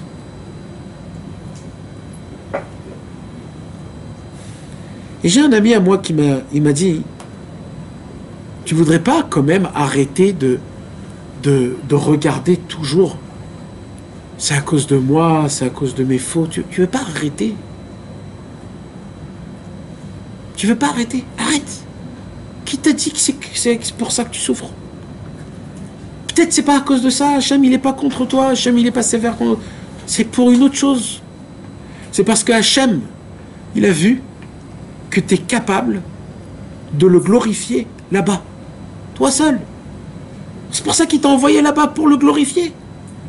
Et toi, tu te lamentes. Sois content. Sois content, demande-lui, donne-moi de la force. Demande-lui, donne-moi les kelim, que je puisse tenir là-bas, que je puisse te glorifier, te donner du kavod là-bas. Donne-moi de la force, donne-moi de l'énergie, donne-moi de la simcha. Même dans les endroits les plus pourris, que je puisse remonter, te glorifier Hachem là-bas. Et là, je voulais me prendre et je voulais me donner des coups de poing pendant 1 heure, me défoncer la tête. Comment j'ai pas eu cette idée? Comment le Yetzer Hara, il m'a pas donné cette... il m'a enlevé cette notion qu'on oublie totalement. Que nous, on croit toujours dans le même Inyan, qu'on est toujours là et qu'on souffre parce qu'on souffre et parce qu'on fait des fautes et parce qu'on n'est pas... Mais même de vouloir se mettre des patates, c'est encore la même réflexion. Mais parce que des fois, on est tellement bêtes. On est tellement... Oui, Nahon, on est tellement des imbéciles qu'on se dit, mais comment j'étais à côté de la plaque? C'est des choses que je sais, que je connais, que j'en parle tout le temps. Tout le temps. Le jour où il faut appliquer, t'es aussi... C'est pas des coups de poing, c'est des coups de matraque qu'il faut donner. Réveille, il faut qu'on se réveille. La pitié de Hachem, combien elle est grande. Combien Hachem, il nous fait pas du mal, il est rempli d'amour. Tout le mal qu'on souffre, c'est rempli d'amour. C'est pas parce qu'il veut faire du mal, c'est parce qu'il croit en nous, parce qu'on est fort, parce qu'on peut. Et nous, comme on veut pas, on souffre double. Mais quand on est prêt à y aller dans le front, on souffre moins. Parce qu'on ne croit pas à ça qu'on est plus... On ne croit pas à ça. On croit que c'est pour rien, on croit que c'est parce que ça. Non, c'est parce qu'on t'aime, c'est parce que tu es un général, c'est parce que tu as un niveau très élevé. On t'envoie dans des endroits que toi tu peux atteindre ce niveau-là. Alors glorifie-le là-bas. Rabbi Nachman, il a eu mal au ventre. Rabbeinu est mort de cette maladie. Il est mort. Mais, regardez ce qu'il en a pris. Il en a pris plein grâce à cette maladie. Aujourd'hui, il a gagné de l'argent. Un autre jour, il a gagné des torotes. Et un autre jour, il a gagné des trucs et des trucs et des choses et des choses et des choses et des choses. Il a pris sa maladie dans le monde 7 et il a rendu 8. Comment? À chaque fois, il expliquait sa maladie en descendant une Torah, en dévoilant un nouveau chidouche. Et là, Rabbeinu, il nous apprend, il nous dit, au lieu de coller la maladie en fonction d'une... Par exemple, je suis enrhumé, alors tout de suite, ouais, j'ai attrapé un coup de froid. Pourquoi tu te dis ça? Mais pourquoi tout de suite tu relis la chose? Je suis enrhumé, Bezrat Hashem, ça veut dire... Je vais avoir beaucoup d'argent. Que... Non. On dit Haron Af. C'est quoi Haron Af? Erech Hapaim. C'est long au nez. Quand tu t'es enrhumé, tu dis, ah, ça veut dire qu'Akadosh Baruch Hu, il n'est pas en colère contre moi. Parce que... faut quand même qu'il y ait un lien. On peut pas... Voilà. Ça veut dire non, tu peux pas faire des bêtises. Il faut qu'il y ait un lien limité. Parce que même ce lien... Alors faut connaître. Non, mais des toutes petites choses. Parce que même ça, j'ai regardé dans Yeshaya, aucun rapport. Rashi même, il dit que Maotav, c'est pas de l'argent. Donc c'est aucun rapport. Il a juste trouvé un petit truc. Ça suffit. T'as compris? Un homme, il a toussé. Alors il doit dire... C'est parce qu'il faut que je prie un peu mieux dans la tfila. Ou alors Hachem, il a aimé que j'ai lu à voix haute. Ou alors dès maintenant, je vais avoir une belle voix pour Hachem pour chanter. Je sais pas, un truc. Chacun dans sa vie. Ouais. Maintenant, même si ça n'existe pas, même si c'est aucun rapport, comme tu vis dans le 8, ça fonctionne. Rabbeinu il dit, pas machat ba minachutz. Si un jour tu sors du 7 et tu vas dans le chutz, dans le 8, alors Chaj Bemea, avec des sentiments, transforme-les en bien, tu verras comment ça sera bien. Mais vous voulez savoir le plus grand chidouche, avec ça je termine, dans la Vodat Hashem, quand un homme y tombe, tout dépend de comment toi tu expliques ta chute. Si tu expliques... Exactement. Si tu expliques ta chute, ouais, je suis un naze, j'ai pas tenu, je suis tombé, eh ben t'es un naze, t'es ce que t'es. Par contre, si tu dis, tu es tombé, tu dis, ouais, je sais pourquoi je suis tombé. Parce que maintenant, je vais tellement faire tes chouvas, je vais tellement me rattraper, je vais me recommencer, je vais faire montrer à Hachem que malgré que je suis tombé encore une fois, et ben je vais remonter encore une autre fois. En fait, Hachem, il adore tellement ma teshuva qu'il me fait faire tomber. Et ben moi, je vais continuer à faire teshuva. Verenaya, dans le ciel, c'est comme ça. Comme tu l'as expliqué, c'est comme ça. C'est comme ça. Il faut que tu y crois. Ta vie, en fait, c'est toi-même qui te l'amène. C'est toi-même qui crée ta vie. Comment on devient des tzadikim ou des rechaïm? Comme ça. Comment? Si je te pose la question. Est-ce que tu es un tzadik ou tu es un racha, Eric? Je suis un tzadik. Ah, comment t'es un tzaddik? Vas-y, prouve-moi pourquoi t'es un tzaddik. Et là tu vas me dire, aujourd'hui j'ai mis ma kippa, j'ai fait Sheakol, Adama, Aetz, Nahon, Birkat Amazon, j'ai mis les téphilines, j'ai mis le talit, j'ai répondu à Ménier chez Meraba, j'ai entendu une petite parole de Torah, j'ai pensé un petit peu à Hachem, je suis un tzaddik. Si tu dis pas t'es Averot, t'es un tzaddik. Tu te juges comme ça, t'es un tzaddik, v'chenaya. Bah oui mon frère, bah il faut quand même quelque chose. il faut quand même faire quelque chose. Nathan, donc si on fait une faute, c'est pas besoin de ratati. Non. Cette faute-là je l'ai fait parce que je suis tombé, parce que je sais que maintenant je fais ça. Non. Là, ça c'est des chormot. Ça c'est des chormot. Parce que tu l'as fait l'acte. Si tu as fait l'acte, c'est la preuve que tu es dans le monde du 7. Tu peux pas fauter dans le monde du 8. T'as compris ce que je viens de dire? Si t'as fauté, c'est que t'es dans le monde du 7, donc tu peux pas dire j'étais pas, ça n'existe pas, tu peux pas. T'es dans le monde du 7. Non, t'es pas. Oui, alors comment tu fais? Tu vois que quand t'es dans le 7? Non. Alors comment tu fais? T'es tombé dans une avera. Tu dois vite faire monter de monde dans le 8. Comment? Faisant teshuva, parce que la teshuva c'est dans la bina, c'est le 8. Khatati aviti pachati, pardonne-moi Hashem Ribono Shel Olam, j'ai fait ça. Tout de suite t'es monté dans le 8, on répare. La faute est effacée. Et là, pour ta conscience personnelle, pas toujours. Parce que tu te dis, mais oh, ça fait 10 ans que j'essaie de me lever Khatzot. Oh, ça fait 10 ans que j'essaie de garder mes yeux. Oh, et ainsi de suite, et ainsi de suite. Alors, ta conscience personnelle, moi je viens et je te dis quoi? Je te dis, mais t'inquiète pas, parce que ce que tu sais pas, c'est qu'à chaque fois que t'es tombé, tu montais de niveau. En fait, c'est pas que tu retombais à ta place, tu montais de niveau. Et une t'emmène dans un niveau encore plus grand. En fait, c'est une échelle. C'est pas que ça fait 10 ans que tu essayes de te lever Khatzot. Ça fait 10 ans que tu te lèves Khatzot. En volonté. C'est pas que tu essayes. Tu le fais, ça fait 10 ans. Ah, je l'ai jamais fait. Ça fait 10 ans que tu essayes. Il faut faire Khatati, il faut faire ça aussi. Mais Vadaï. Khatati, c'est pour passer. Mais Vadaï. Parce que comment tu passes dans le 8? T'es dans le 7. Et Rabbeinu il dit, c'est de la façon de comment tu interprètes tes chutes qui sont réelles. C'est quand on a dit le Shabbat, là, celui qui faisait la guitare, il va dire. Nahon. Il lui a fait montrer comment Bémet, il fait ce qu'il faut. Et c'est pour cela qu'il faut interpréter que en bien, mes amis. Notre vitalité, la vitalité des autres, la vie des autres. Ne jamais juger quelqu'un du mauvais côté. Parce qu'il dit Rabbeinu de la façon de comment tu le juges, comme ça il est. Il dit Rabbeinu une parole très forte dans l'écoute de ça. Un homme a la possibilité de faire un Rosh Hashanah à quelqu'un. Comment? Quand il s'assoit, il dit ouh là là, qu'est-ce qu'il est en train de faire lui là? Ouh là là, tu t'imagines s'il fait. Là, il est en train de faire son Rosh Hashanah au mec. C'est très grave. Rabbeinu il dit juge du bon côté. Parce que comment toi tu vas le juger, comme ça il va être. C'est tout le secret de Hazamra, mes amis. Le secret de Hazamra, c'est quelque chose qui est incompréhensible. Pourquoi? Parce que Rabbeinu il dit, de la façon de comment tu vas le juger, c'est comme ça qu'il sera. Mais c'est pas possible, Hachem. C'est pas possible. Il a fait ce qu'il a fait. Il a fait quelque chose de mal. Il a pensé en mal.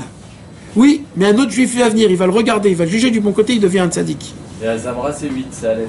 Hazamra c'est 8. Ah là là là. Alors quoi, tu l'amènes du 8 en fait sur lui. C'est le quoi Hazamra? Tu l'amènes dans le 8 quand tu le juges du bon côté. Moi, Hazamra c'est 8, quoi. Vav, Yod, Yod, ça fait 8. Non. Az. De Hazamra. Az. Voilà, on rentre dans un autre égal. Il faut pas tout dire, pas tout ce qui vient dans la tête. C'est Rabbeinu de toute façon, donc quoi qu'il arrive. Mechila. Est-ce que Shabbat, malgré que ça soit le 7e jour, on passe pas tous les Shabbats dans le 8 à chaque fois parce qu'on se détache. Exact. Shabbat, un vrai Shabbat.